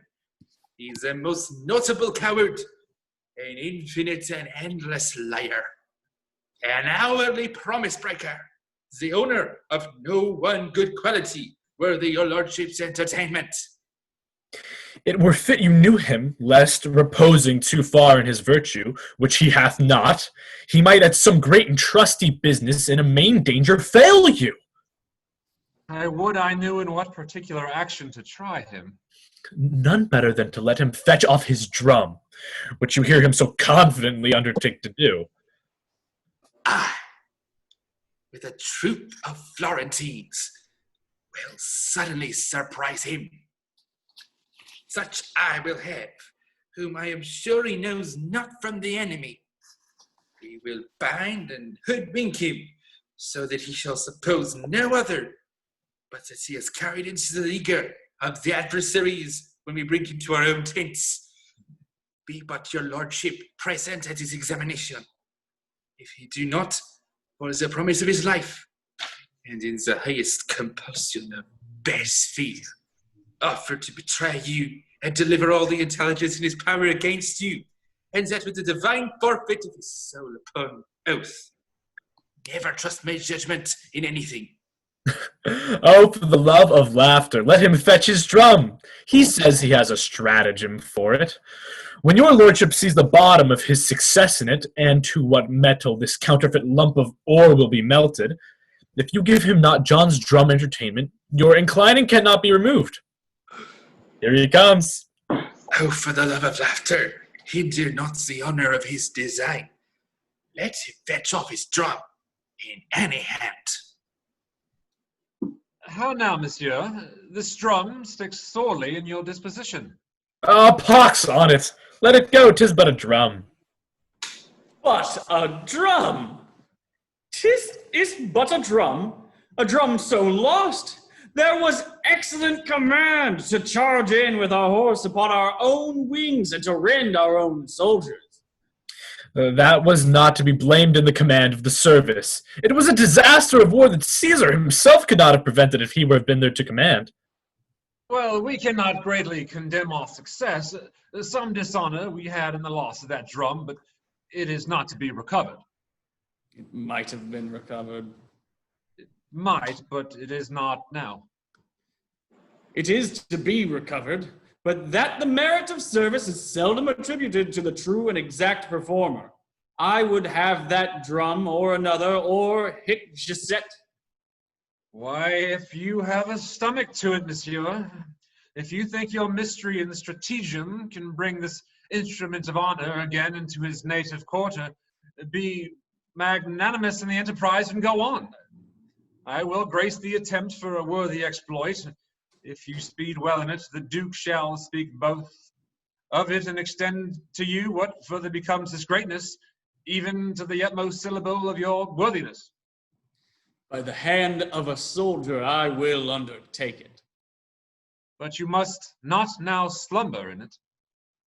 I'll about it this evening, and I will presently pin down my dilemmas, encourage myself in certainty to put myself into the mortal preparations, and by midnight look to hear further from me. May I be bold to acquaint his grace you are gone about it? I know not what the success will be, my lord, but the attempt I vow. I know thou'rt valiant, and to the possibility of thy soldiership will subscribe for thee. Farewell. I love not many words. No more than a fish loves water. Is not this a strange fellow, my lord, that so confidently seems to undertake this business, which he knows is not to be done, damns himself to do, and dares better be damned than do it? You do not know him, my lord, as we do. Certain it is that he will steel himself into a man's favor, and for a week escape a great deal of discoveries, but when you found him out, you have him ever after. Why do you think he will make no deed at all of this, that so seriously he does dress himself unto? None in the world, but return with an invention, and clap upon you 2 or 3 probable lies. But we have almost embossed him. You shall see his fall tonight, for indeed he is not for your lordship's respect.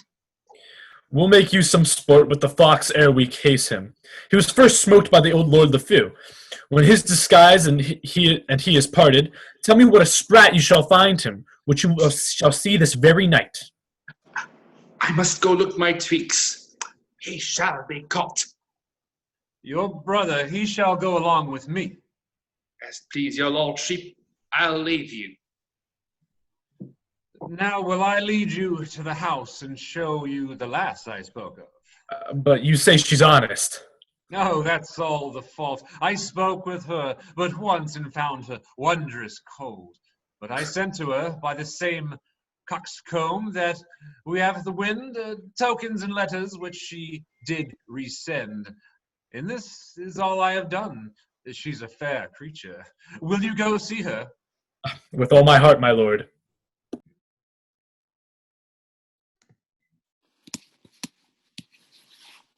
If you misdoubt me that I am not she, I know not how I shall assure you further, but I shall lose the grounds I work upon. Though my estate be fallen, I was well born, nothing acquainted with these businesses, and would not put my reputation now in any staining act. Nor would I wish you. First, give me the trust the count he is my husband. And what to your sworn counsel I have spoken is so, from word to word. And then you cannot, by the good aid that I of you shall borrow, err in bestowing it. I should believe you, for you have showed me that which well approves you are in great fortune. Take this purse of gold, and let me buy your friendly help thus far, which I will overpay and pay again when I have found it. The count, he woos your daughter, lays down his wanton siege before her beauty, resolved to carry her. Let her, in fine consent, as will direct her how 'tis best to bear it. Now, his important blood will not deny that she'll demand a ring the county wears that downward hath succeeded in his house from son to son, some 4 or 5 descents since the first father wore it. This ring he holds in most rich choice, yet in his idle fire, to buy his will it would not seem too dear, however repented after. Now I see the bottom of your purpose. You see it lawful then. It is no more but that your daughter, ere she seems as one, desires this ring, appoints him an encounter, in fine delivers me to fill the time, herself most chastely absent. After, to marry her, I'll add 3,000 crowns to what is passed already. I have yielded. Instruct my daughter shall persevere, that time and place with this deceit so lawful may prove coherent. Every night he comes with musics of all sorts and songs composed to her unworthiness. It nothing steads us to chide him from our eaves, for he persists as if his life lay on it. Why then tonight let us essay our plot, which, if it speed, is wicked meaning in a lawful deed, and lawful meaning in a lawful act, where both not sin, and yet a sinful fact. But let's about it.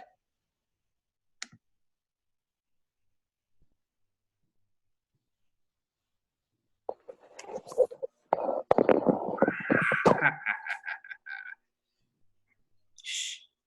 He can come no other way but by this hedge corner. When you sally upon him, speak what terrible language you will. Though you understand it not yourselves, no matter, for we must not seem to understand him, unless someone among us whom we must produce for an interpreter. Good captain, let me be the interpreter. Art not acquainted with him? Knows he not thy voice? No, sir, I warned you.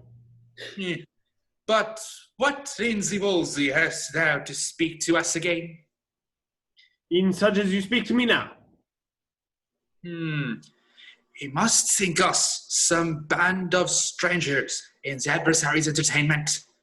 Now, he hath a speck of all neighboring languages. Therefore, we must every one be a man of his own fancy, not to know what we speak one to another.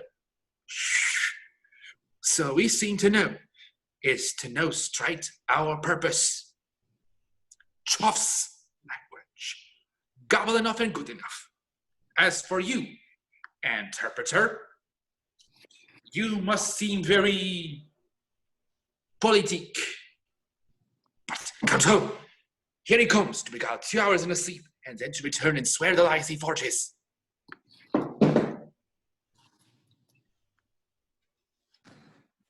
10 o'clock. Within these 3 hours, 'twill be time enough to go home. What shall I say I have done? It must be a very plausive invention that carries it. They begin to smoke me, and disgraces have of late knocked too often at my door. I find my tongue is too foolhardy, but my hearth hath the fear of Mars before it, and of his creatures not daring the reports of my tongue. This is the first truth that e'er thine own tongue was guilty of. What the devil should move me to undertake the recovery of this drum, being not ignorant of the impossibility and knowing I had no such purpose? I must give myself some hurts and say I got them in exploit. Yet slight ones will not carry it. They will say, came you off with so little? And great ones I dare not give. Wherefore? What's the instance? Tongue, I must put you into a butter woman's mouth and buy myself another of Badgereth's mule if you prattle me into these perils. Is it possible he should know what he is and be that he is? It would be the cutting of my garments would serve the turn, or the breaking of my Spanish sword. They cannot afford you so. Or the baring of my beard, and to say it was in stratagem. 'Twould not do. Or to drown my clothes and say I was stripped. Hardly serve. Though I swore I leapt from the window of the citadel. How deep? 30 fathom. 3 great owls would scarce make that be believed. Would I had any drum of the enemies. I would swear I recovered it. You shall hear one anon. Drum, now, of the enemies. Trocam vossus! Cargo! Cargo! Cargo! Cargo! Milania! Cargo! Cargo! Oh, ransom! Ransom! Do not hide mine eyes! Boscos from Moldo Boscos! I know you are the Moscos regiment, and I shall lose my life for want of language if there be here German or Dane, Low Dutch, Italian, or French. Let him speak to me. I'll discover that which shall undo the Florentine. Boscos Vando! I understand thee and I speak thy language. Bonto, sir, I betake thee to thy faith, for 17 poniards are at thy bosoms. Oh! Oh, pre, manca, rinamia, duce. O scorbi dulcios voli worco. The general is content to spare thee, yet, and hoodwinked as thou art, will lead thee on to gather from thee. Haply thou mayest inform something to save thy life. Oh, let me live, and all the secrets of our camps I'll show. Their force, their purpose, nay, I'll speak that which you will wonder at. But wilt thou faithfully? If I do not, damn me. Accorda linta, come, thou art granted a space. Go, tell the Count Roussillon and my brother, we have caught the woodcock, and we'll keep him muffled till we do hear from them. Captain, I will. He'll betray us all unto ourselves, inform on that. So will I, sir. Till then, I'll keep him dark and safely locked.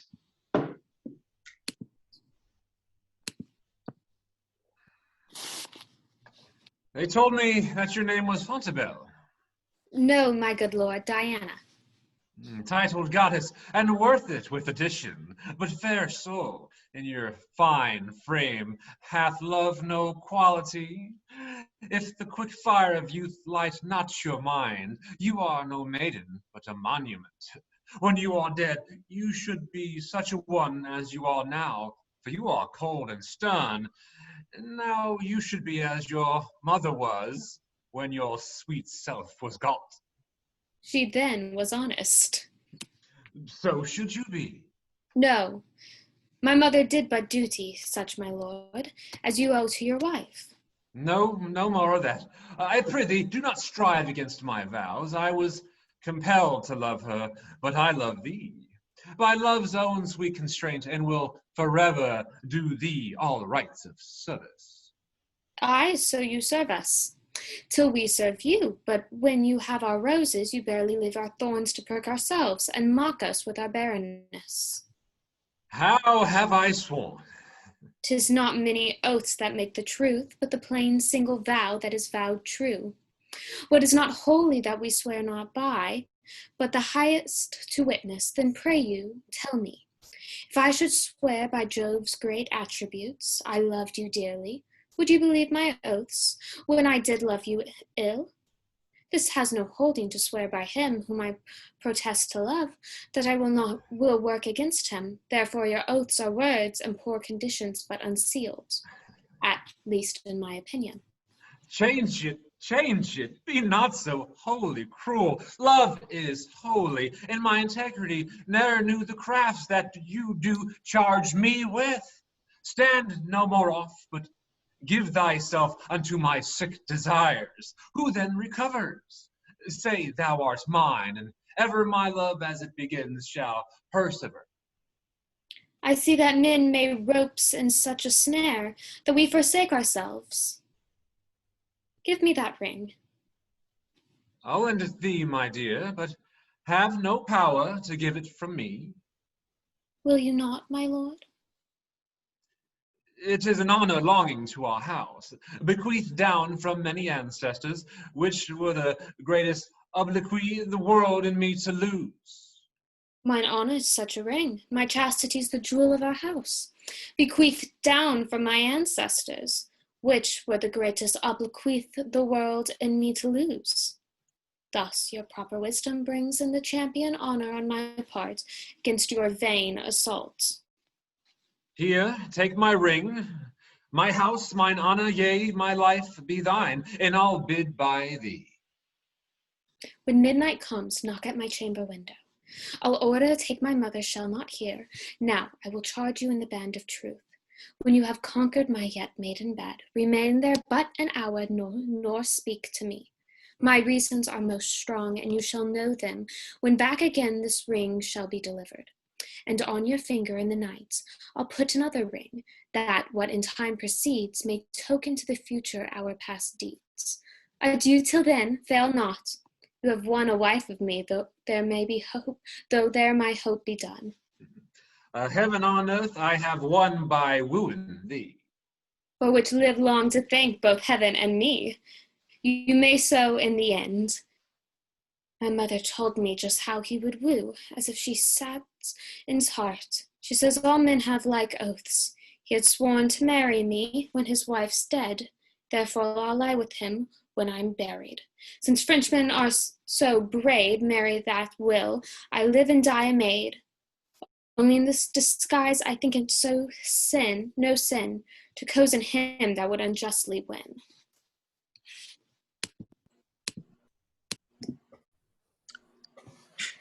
You have not given him his mother's letter. I have delivered it an hour since. There is something in it that stings his nature, for on the reading he changed almost into another man. He has much worthy blame laid upon him for shaking off so good a wife and so sweet a lady. Especially he hath incurred the everlasting displeasure of the king, who had even tuned his bounty to sing happiness about to him. I will tell you a thing, but you shall let it dwell darkly with you. When you have spoken it, 'tis dead, and I am the grave of it. He hath perverted a young gentlewoman here in Florence of a most chaste renown, and this night he fleshes his will in the spoil of her honor. He hath given her his monumental ring, and thinks himself made in the unchaste composition. Now, God delay our rebellion, as we are ourselves. What things we are! Merely our own traitors. And as in the common course of all treasons, we still see them reveal themselves till they attain to their abhorred ends, so that he in this action contrives against his own nobility, and his proper stream o'erflows himself. Is it not meant damnabling us to be trumpeters of our unlawful intents? We shall not then have his company tonight. Not till after midnight, for he has died into his hour. That approaches apace. I would gladly have him see his company anatomized, that he might take measure of his own judgments. wherein so curiously he had set this counterfeit. We will not meddle with him till he come, for his presence must be the whip of the other. In the meantime, what hear you of these wars? I hear there is an overture of peace. Nay, I assure you, a peace concluded. What will Count Russillian do then? Will he travel higher or return again into France? I perceive by this demand you are not altogether of his counsel. Let it be forbid, sir. So should I be a great deal of his act. Sir, his wife 2 months since fled from his house. Her prétence is a pilgrimage to Saint-Jacques-le-Grand, which holy undertaking with most austere sanctimony she accomplished. And there residing, the tenderness of her nature became as a prey to her grief. In fact, made a groan of her last breath, and now she sings in heaven. How is this justified? The stronger part of it, by her own letters, which makes the story true even to the point of her death. Her death itself, which could not be her office to say is come, was faithfully confirmed by the rector of the place. Hath the Count all this intelligence? Aye, and the particular confirmations, point from point, to the full arming of his verity. I am heartily sorry that he'll be glad of this. How mightily sometimes we make us comforts of our lusties. And how mightily some other times we drown our gain in tears. The great dignity that his valor hath here acquired for him shall be at home be encountered with a shame as ample. The web of our life is of a mingled yarn, good and ill together. Our virtues would be proud if our faults whipped them not, and our crimes would despair if they were not cherished by our virtues. How now? Where's your master? He met the Duke in the street, sir, of whom he hath taken a solemn leave. His lordship will next in morning in France. The Duke hath offered him letters of commendation to the king. They shall be no more than needful there. If they were more than then they can commend.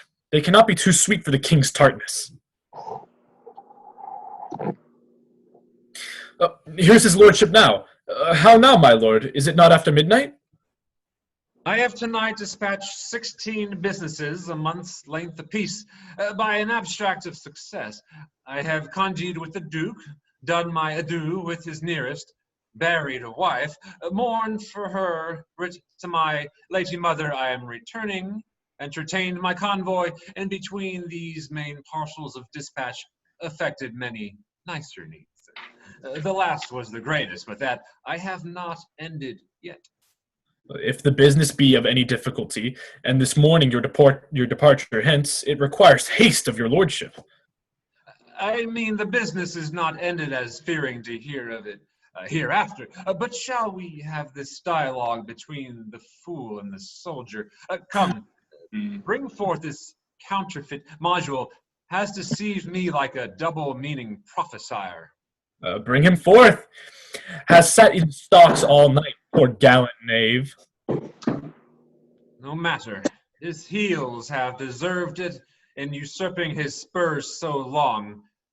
How does he carry himself? I have told your lordship already. The stocks carry him.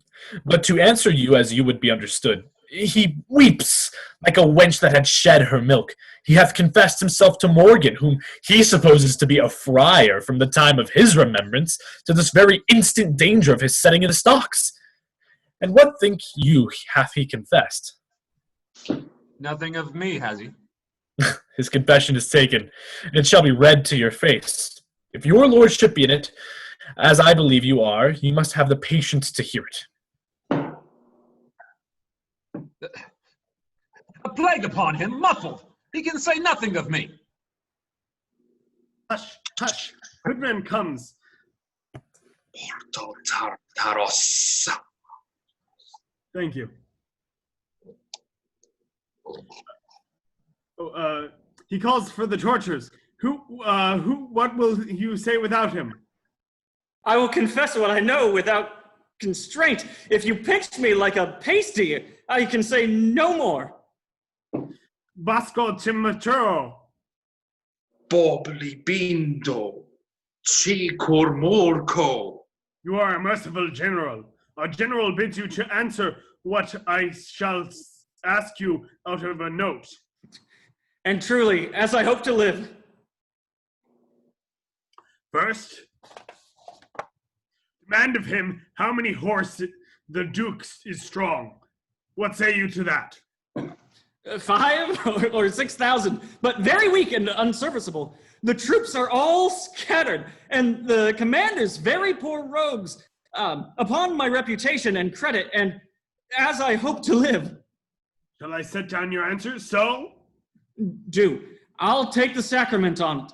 How and which you will. All's one to him. What a past-saving slave this is. You're deceived, my lord. This is Monsieur Parole, the gallant militarist. That was his own phrase. That had the whole theory of war in the knot of his scarf, and the practice in the shape of his dagger. I will never trust a man again for keeping his sword clean, nor believe he can have everything in him by wearing his apparel neatly. Well, that's set down. 5 or 6,000 horses. I said, I will say true, or thereabouts. Sit down, for I'll speak truth. He's very near the truth in this. But I con him no thanks for it in the nature he delivers it. Poor rogues, I pray you, say. Well, that's set down. I humbly thank you, sir. A truth's a truth. The rogues are marvelous poor. Demand of him what strength they are of foot. What say you to that? By my troth, sir, if I were to live but this present hour, I will tell true.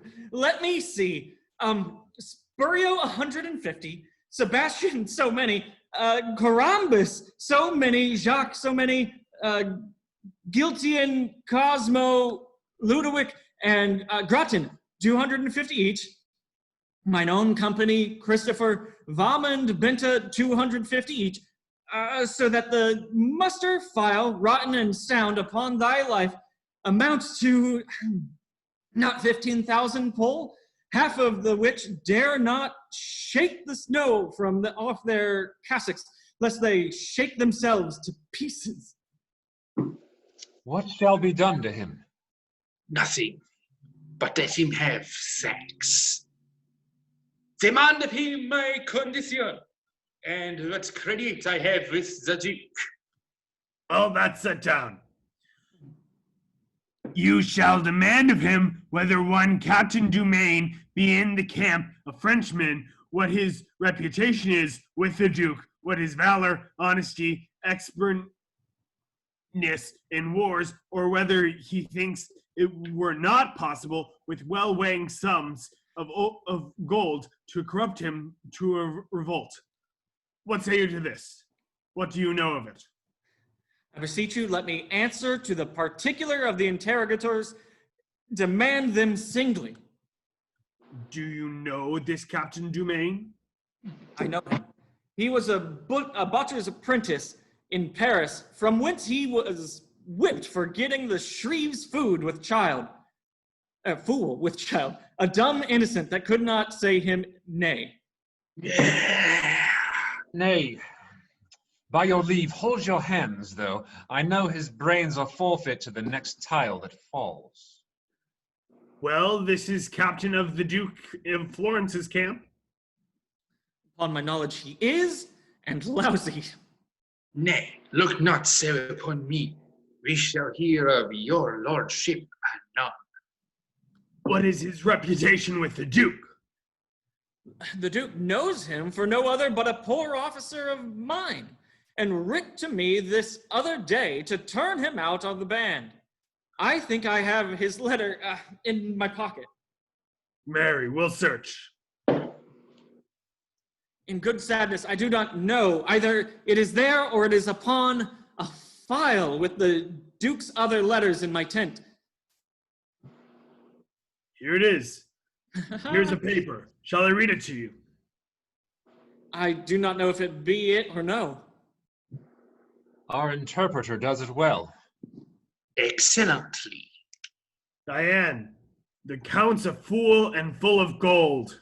Yeah, that is not the Duke's letter, sir. That is an advertisement to a proper maid in Florence, one Diana, to take heed of the allurement of one Count Russillian, a foolish, idle boy, but for all that, very ruttish. I pray you, sir, put it up again. Nay, I'll read it first, by your favor. My meaning in't, I protest, was very honest in the behalf of the maid, for I knew the young Count to be a dangerous and lascivious boy, who is a whale to virginity, and devours up all the fry it finds. Damnable both sides rogue. When he swears oaths, bid him gold and take it. After he scores, he never pays the score. Half won, match well made, match and well make it. He never pays after debts. Take it before, and say a soldier, Diane, told thee that men are to mell with, boys are not to kiss. For account of this, the Count's a fool, I know it. He'll pay before, but not when he does owe it. Thine, as he vowed to thee in thine ear, Parolles. He shall be whipped through the army with this rhyme as forehead. Oh, this is your devoted friend, sir, the manifold linguist and the omnipotent soldier. I could endure anything before but a cat, and now he's a cat to me. I perceive, sir, by our general's look, that we shall be fain to hang you. My life, sir, in any case, not that I am afraid to die, but that my offenses being many, I would repent out the remainder of nature. Let me live, sir, in a dungeon, in the stocks, or anywhere, so I may live. We'll see what may be done, so you confess freely. Therefore, once more to this Captain Dumaine, you have answered to his reputation with the Duke and to his valor. What is his honesty? He will steal, sir, an egg out of a cloister. For rapes and ravishment, he parallels Nessus. He professes not keeping of oaths. In breaking them, he is stronger than Hercules. He will lie, sir, with such volubility that you would think truth were a fool. Drunkenness is his best virtue, for he will be swine drunk, and in his sleep he does little harm, save to his bedclothes about him. But they know his conditions, and I lay him in straw. I have but little more to say, sir, of his honesty. He has everything that an honest man should not have. What an honest man should have, he has nothing. Yeah, I begin to love him for this. For this description of thine honesty, a pox upon him. For me, he's more and more of a cat. What say you to his What say you to his expertness in war? Faith, sir, he has led the drum before the English tragedians. To belie him I will not, and more of his soldiership I know not, except in that country. He had the honor to be the officer at a place there called Mile End, to instruct for the doubling of files. I would do in the man what honor I can, but of this I am not certain. Yes, that villainy so far that the rarity redeems him. A pox on him. He's a cat still.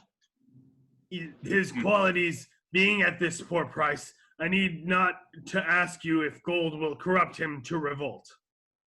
Sir, for a Cartacue, he will sell the fee simple of his salvation, the inheritance of it. and cut the entail from all remainders, and a perpetual succession for it perpetually. What's his brother, the other Captain Domain? Why does he ask him of me? What's he? In a crow o' the same nest, not altogether so great as the first in goodness, but greater a great deal in evil. He exceeds his brother for a coward, yet his brother is reputed one of the best that is. In a retreat, he outruns any lackey. Mary, in coming on, he has the cramps. If your life be saved, will you undertake to betray the Florentine? Aye, and the captain of his horse, Count Rosilian. I'll whisper with the general and know his pleasure. Oh, no more drumming. A plague of all drums, only to seem to deserve well and to beguile the supposition of the lascivious young boy, the Count. Have I run into that danger? Yet who would have suspected an ambush where I was taken?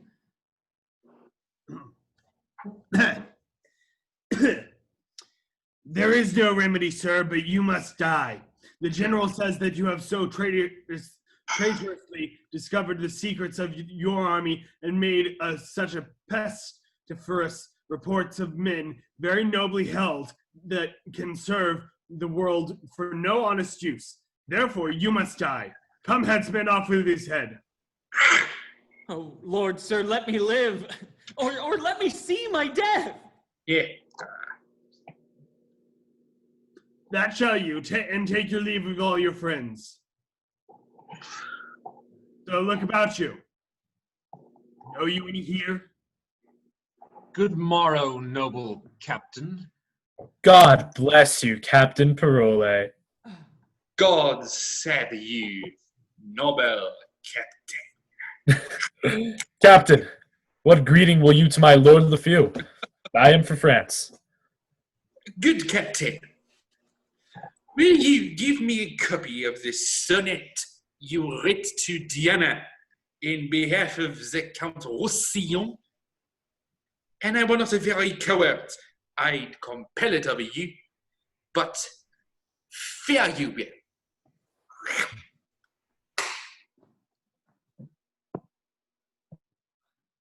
You are undone, Captain.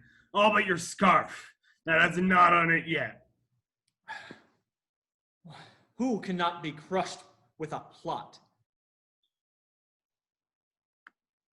If you could find out a country where but women were that had received so much shame, you might be an impudent nation. Very well, sir. I am for France too. We shall speak of you there. Yet am I thankful. My heart were great, would burst at this. Captain, I'll be no more, but I will eat and drink and sleep as soft as captain shall. Simply the thing I am shall make me live. Who knows himself a braggart, let him fear this, for it will come to pass that every braggart shall be found an ass. Rust, sword, cool blushes, and Parolles live safest in shame. Being fooled by foolery thrive. There's place and means for every man alive. I'll after them.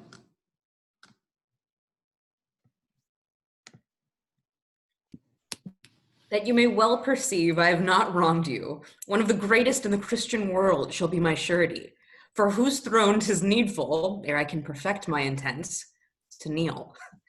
Time was, I did him a desired office, dear almost his life, which gratitude through flinty Tartar's bosom would peep forth and answer thanks.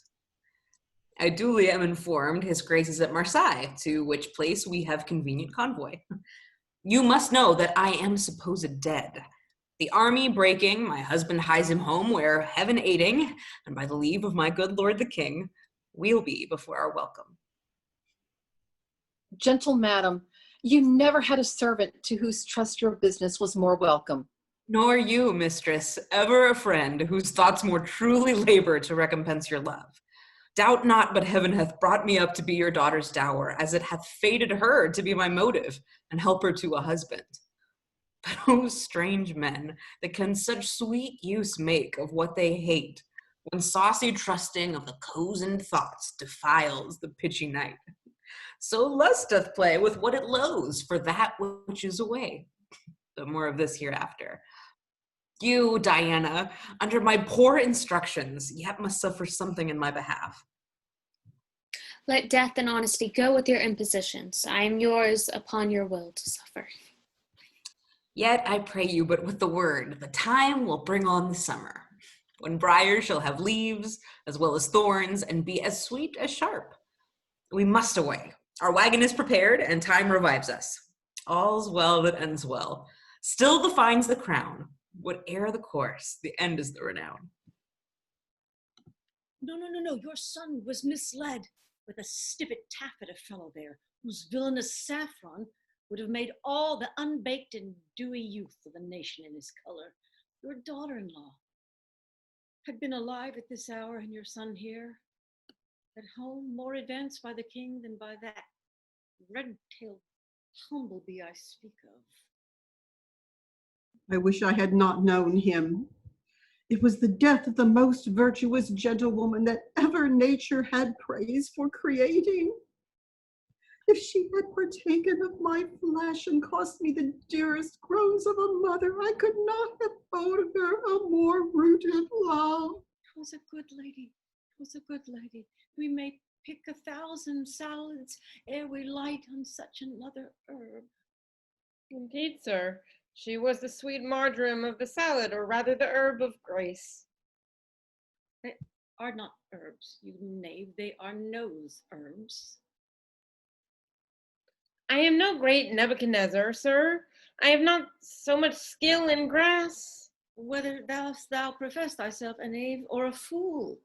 A fool, sir, at a woman's service, and a knave at a man's. Your distinction? I would cozen the man of his wife and do his service. So you are a knave at his service, indeed. And I would give his wife my bauble, sir, and do her service. I will subscribe for thee. Thou art both knave and fool. At your service. No. Why, sir? If I cannot serve you, I can serve as great a prince or princess as you are. Who's that? A Frenchman? Faith, sir, he has an English name, but his Salome is more hotter than France than were. What prince is that? The Black Prince, sir. Alias the Prince of Darkness, alias the Devil. Hold thee. There's my purse. I give thee not this to suggest thee from thy master thou talkest of. Serve him still. I am a woodland fellow, sir, that always loved a great fire, and a master I speak of ever keeps a good fire. But sure he is the prince of the world. Let his nobility remain in his court. I am for the house with a narrow gate, which I take to be too little for pomp to enter. Some that humbles themselves may, but the many will be too chill and tender, and they'll be for the flowery way that leads to the broad gate and the great fire. Yeah, go thy way. I begin to be aweary of thee, and I tell thee so before, because I would not fall out with thee. Go thy ways. Let my horses be well looked to, without any tricks. If I put any tricks upon them, sir, they shall be jade's tricks, which are their own right by the law of nature. A shrewd knave and an unhappy. So he is. My lord that's gone made himself much sport of him. By his authority he remains here, which he thinks is a patent for his sauciness, and indeed he has no pace, but runs where he will. I like him well. 'tis not amiss. And I was about to tell you, since I heard of the good lady's death, and that my lord your son was upon his return home, I moved the king my master to speak in the behalf of my daughter, which in the minority of them both his majesty, out of a self-gracious remembrance, did first propose. His highness shall promise me to do it, and to stop up the displeasure he hath conceived against your son. There is no fitter matter. How does your ladyship like it? With very much content, my lord, and I wish it happily effected. His highness comes post from Marseille, as able body as when he numbered 30. He will be here tomorrow, or I am deceived by him that in such intelligence hath seldom failed. It rejoices me that I hope I shall see him ere I die. I have letters that my son will be here tonight. I beseech your lordship to remain with me till they meet together. Madam, I was thinking with what manners I might safely be admitted. You need but plead your honorable privilege. Lady, of that I've made a bold charter, but I thank my God it holds yet. Oh, madam, yonder my lord your son with a patch of velvet on his face. Whether there be a scar under it or no, the velvet knows, but 'tis a goodly patch of velvet. His left cheek is a cheek of 2 pile and a half, but his right cheek is worn bare. A scar nobly got, or a noble scar, is a good livery of honor, so belike is that. But it is your carbonade face. Let us go see your son, I pray you. I long to talk with the young noble soldier. Faith, there's a dozen of them, with delicate fine hats and most courteous feathers, which bow the head and nod at every man.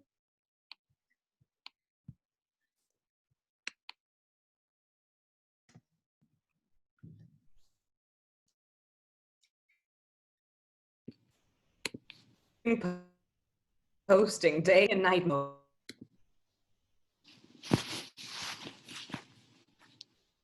In my affairs, be bold, so grow in my requital as nothing can unroot you.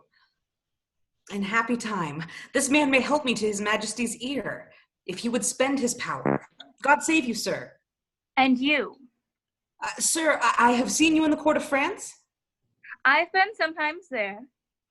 I do presume, sir, that you are not fallen from the report that goes upon your goodness, and therefore goaded with most sharp occasions which lay nice manners by, I put you to the use of your own virtues, for the which I shall continue thankful. What is your will? That it will please you to give this poor petition to the king, and aid me with that store of power you have to come into his presence. The king is not here. Not here, ma'am? Not indeed. He hence removed last night, and with more haste than is his use. Lord, how we lose our pains. All's well that ends well yet, though time seems so adverse and meet unfit. I do beseech you, whither is he gone? Mary's, I take it, to Resilien, whither I'm going. I do beseech you, sir, since you are like to see the king before me, commend the paper to his gracious hand, which I presume shall render you no blame, but rather make you thank your pains for it. I will come after you with what good speed our means will make us meet. This I'll do for you. You shall find yourself to be well thanked, whate'er falls more. Then thus to horse again. Go, go, provide.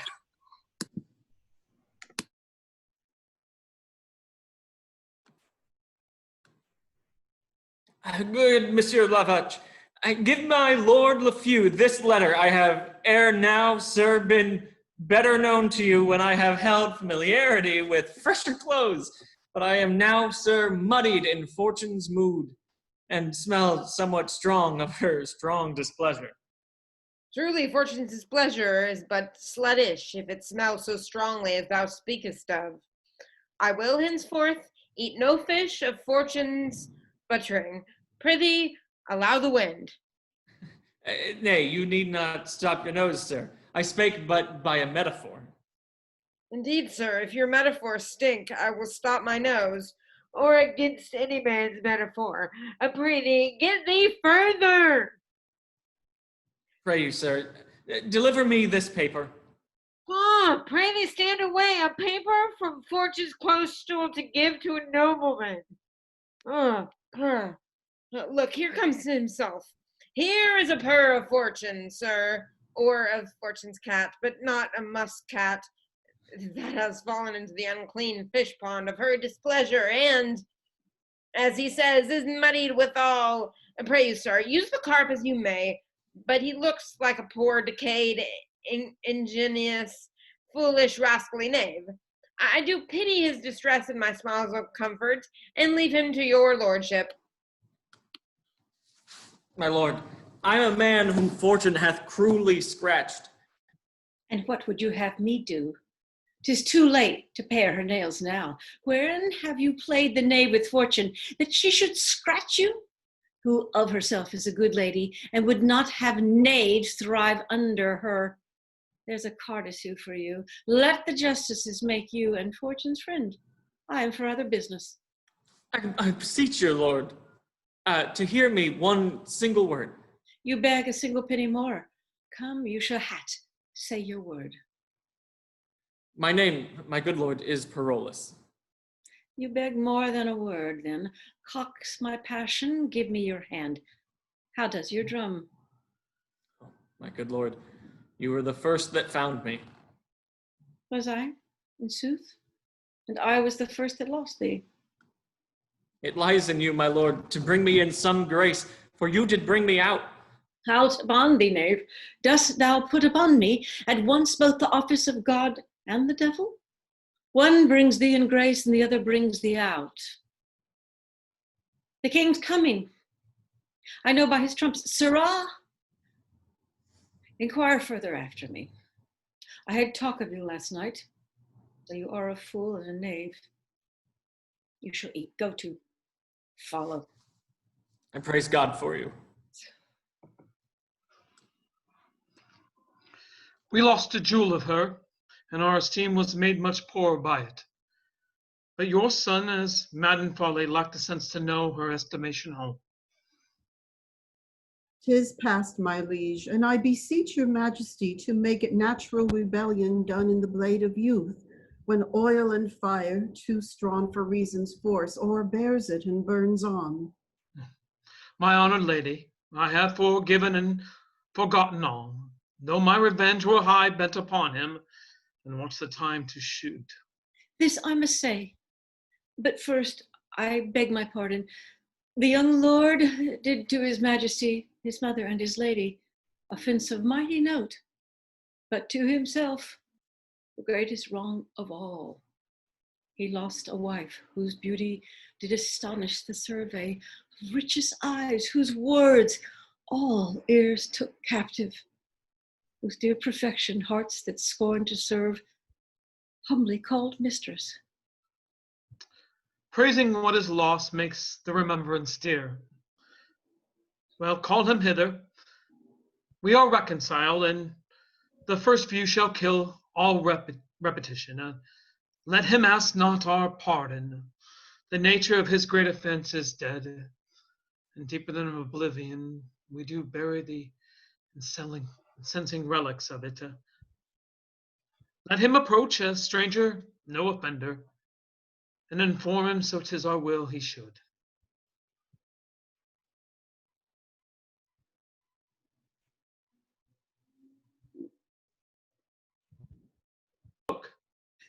All that he hath reference to, your highness. Then we shall have a match. I have letters sent me that set him high in fame. He looks well on it. I am not a day of season, for thou mayest see a sunshine and hail in me at once. But to the brightest beams distracted clouds give way. To stand forth, the time is fair again. My high repented blames, dear sovereign, pardon to me. All is whole. Not one word more of the consumed time. Let's take the instant by the forward top. For we are old, and on our quickest decrees the inaudible and noiseless foot of time steals ere we can effect them. You remember the daughter of this lord.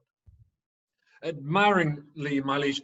At first I stuck my choice upon her, ere my heart durst make too bold a herald of my tongue, where the impression of mine eye in fixing, contempt his scornful perspective, did lead me, which warped the line of every other favor, scorned a fair color, or expressed its scorn, extended or contracted all proportions to a most hideous object. Thence it came that she whom all men praised, and whom myself, since I have lost, have loved, was in mine eye the dust that did offend it. Well excused, that thou didst love her strikes some scores away from the great Comte. But the love that comes too late, like a remorseful pardon slowly carried, to the greatest senders turns a sour offense, crying, that's good, that's gone. Our rash faults make trivial price of serious things we have, not knowing them until we know the grave. Oft are their pleasures to ourselves unjust. Destroy our friends, and after weep their dust of our own love waking cries to see what's done. While shameful late sleeps out the afternoon, be the sweet Helen's kneel. And now forget her. Send forth your amorous tokens for the fair Madeline. The main consents are had, and here we'll stay to see the widower's second marriage day. Which better than the first, dear heaven bless, or ere they meet in me, O nature cease. Come on, my son, in whom my house is named, must be digested. Give a favor from you, to sparkle in the spirits of my daughter, that she may quickly come. By my old beard, and every hair that's on it, Helen that's dead, with a sweet creature such a ring as this. The last that ere I took her leave at court, I saw upon her finger. Hers it was not. No, pray you, let me see it. For my nine's own, what I was speaking of, I was fastened to it. This ring was mine, and when I gave it Helen, I bade her, if her fortunes ever stood necessity to help, that by this token I would relieve her. Had you the craft to reave her, or what should you stead her most? My gracious sovereign, however it pleases you to take it so, the ring was never hers. Son, on my life, I have seen her wear it, and she reckoned it at her life's rate. I am sure I saw her wear it. You are deceived, my lord. She never saw it. In Florence was it from a casement thrown me, wrapped in a paper which contained the name of her that threw it. Noble she was, and thought I stood ungaged, but when I had subscribed to mine own fortune and informed her fully I could not answer in that course of honor, as she had made the overture, she ceased in heavy satisfaction and would never receive the ring again. Plutus himself, that knowest the tinct and multiplying medicine, hath not nature's mystery more science than I have in this ring? 'Twas mine, 'twas Helen's. Whoever gave it you, then, if you know that you are well acquainted with yourself, confess 'twas hers, and by what rough enforcement you got it from her. She called the saints to surety that she would never put it from her finger unless she gave it to yourself in bed, where you have never come, or sent it us upon her great disaster. She never saw it. Thou speakest falsely, as I love mine honor, and makest conjectural fears to me come into me, which I would fain shut out. If it should prove that thou art so inhuman, 'twill not prove so, and yet I know not. Thou didst hate her deadly, and she is dead, which nothing but close to her eyes herself could win me to believe, more to see this ring. Oh. Take him away. My forepast proofs that how the matters fall shall tax my fears of little vanity, having vanity feared too little. Away with him. We'll sift this matter further. If you shall prove this ring was ever hers, you shall as easy prove that I husbanded her bed in Florence, where yet she never was. I am wrapped in dismal thinking. Gracious sovereign, whether I have been to blame or no, I know not.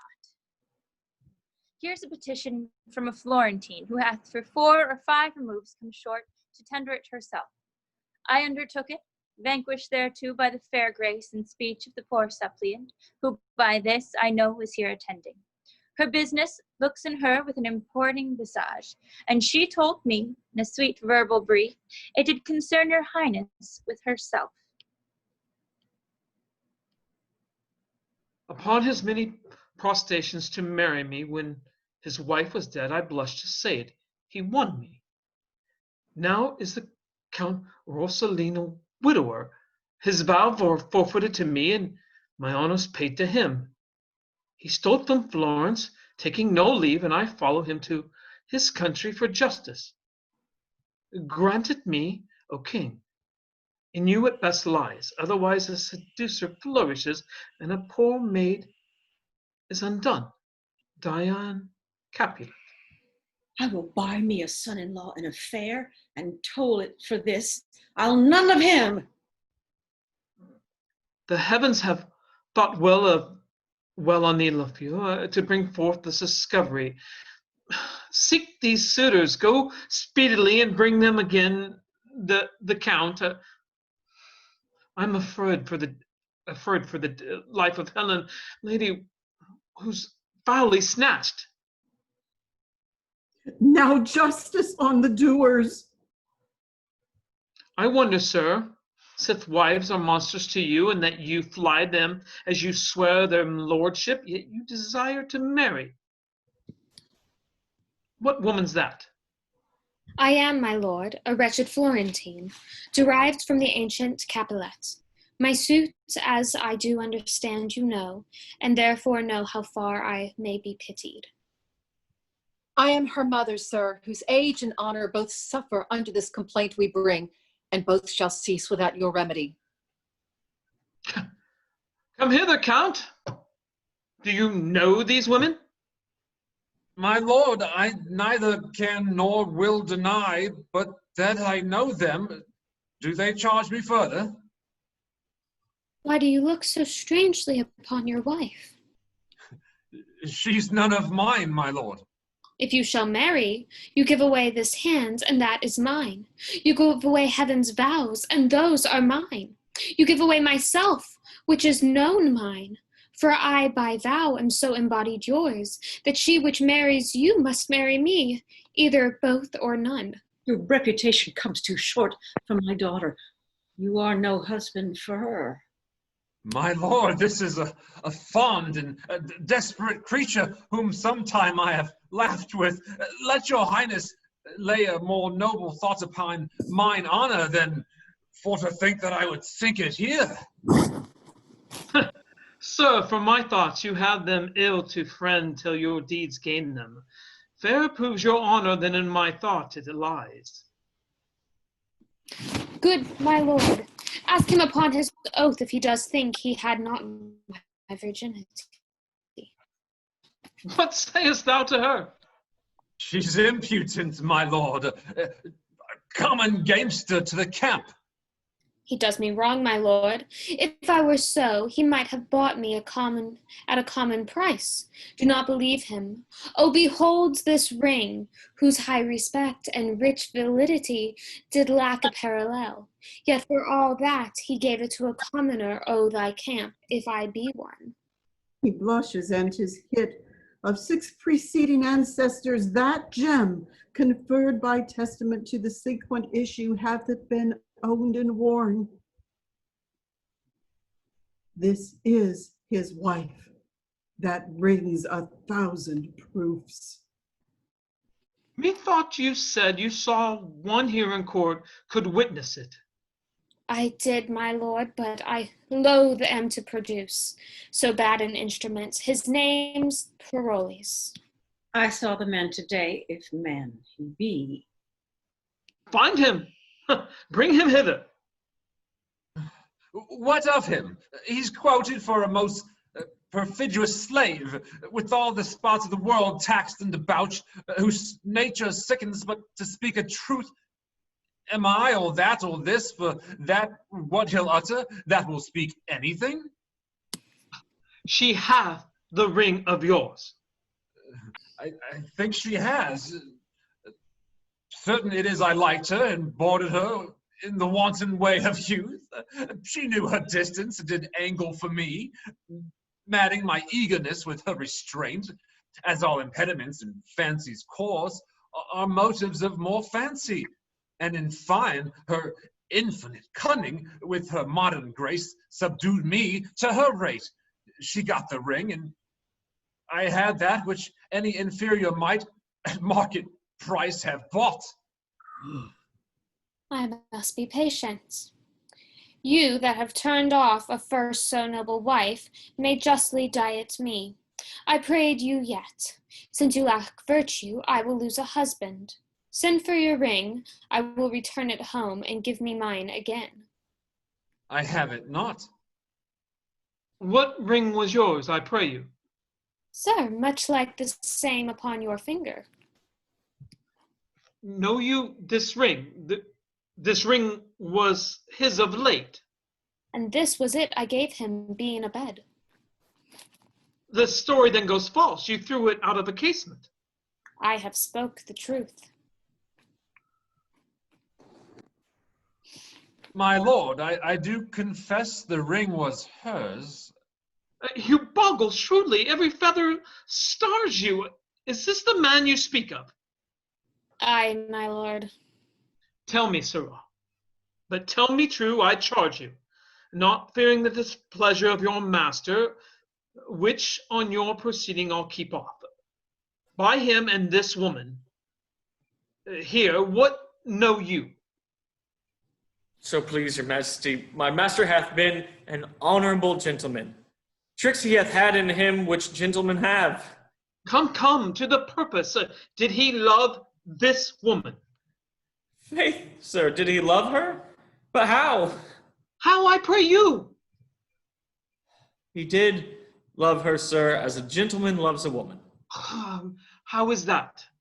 He loved her, sir, and loved her not. As thou art a knave and no knave, what an unequivocal companion is this? I am a poor man, and at your majesty's command. He's a good drum, my lord, but a naughty orator. Do you know he promised me marriage? Faith, I know more than I'll speak. But wilt thou not speak all thou knowest? Yes, so please your majesty. I did go between them, as I said. But more than that, he loved her, for indeed he was mad for her, and talked of Satan, and of limbo, and of furies, and I know not what. Yet I was in the credit with them at that time, that I knew of their going to bed and of their motions, as promising her marriage and things which would derive me ill will to speak of.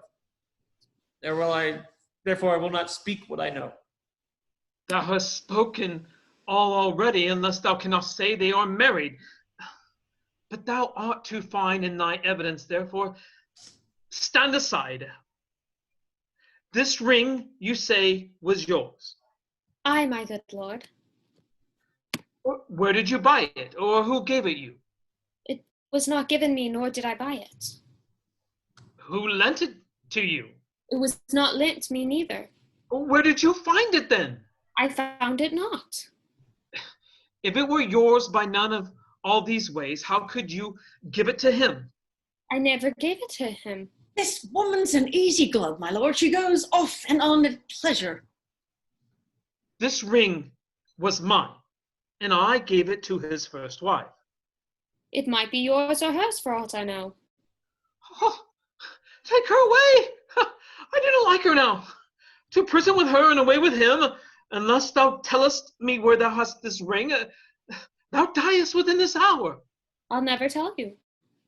Take her away! I'll put in bail, my liege. I think thee now some common customer. By Jove, if ever I knew a man, 'twas you. Wherefore hast thou accused him all this while? Because he's guilty, and he is not guilty. He knows I am no maid, and he'll swear to it. I'll swear I am a maid, and he knows not.